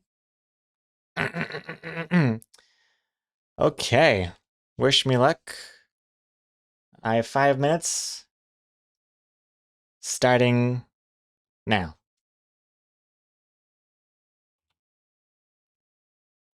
Oh god, this is a bad start.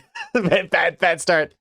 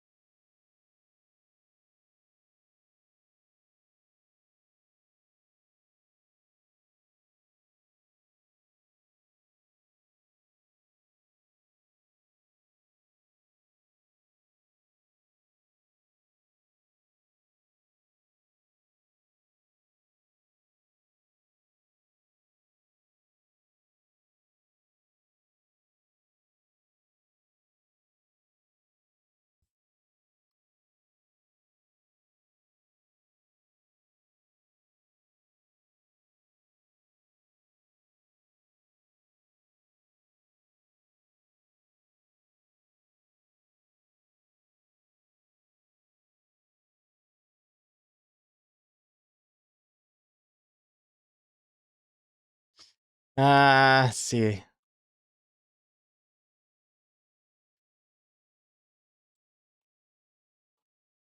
Gotta do shading as well.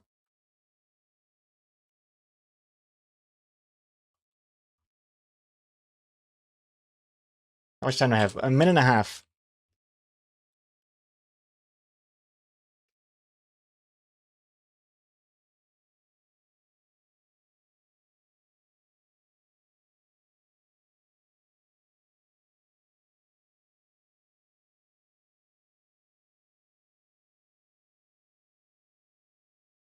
Oh, I forgot to do one more thing. Oh gosh.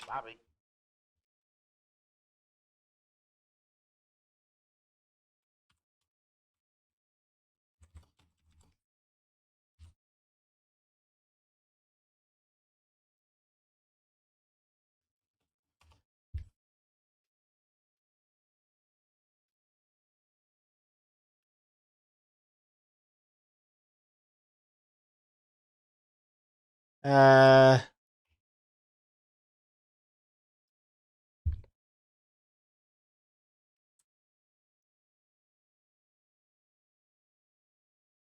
like so, like so.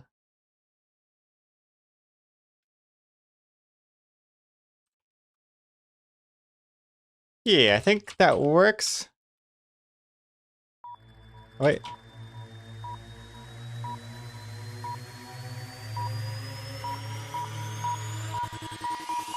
Time's up, pal. There we go.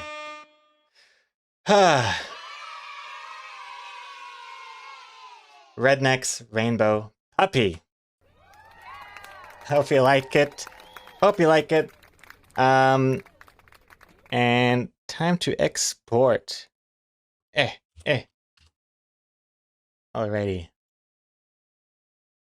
Probably the most polished one I've done, I think. Look at that. Looks almost like a final drawing with the shading and everything. More polished than the comic, that's for sure. And it only took 5 minutes.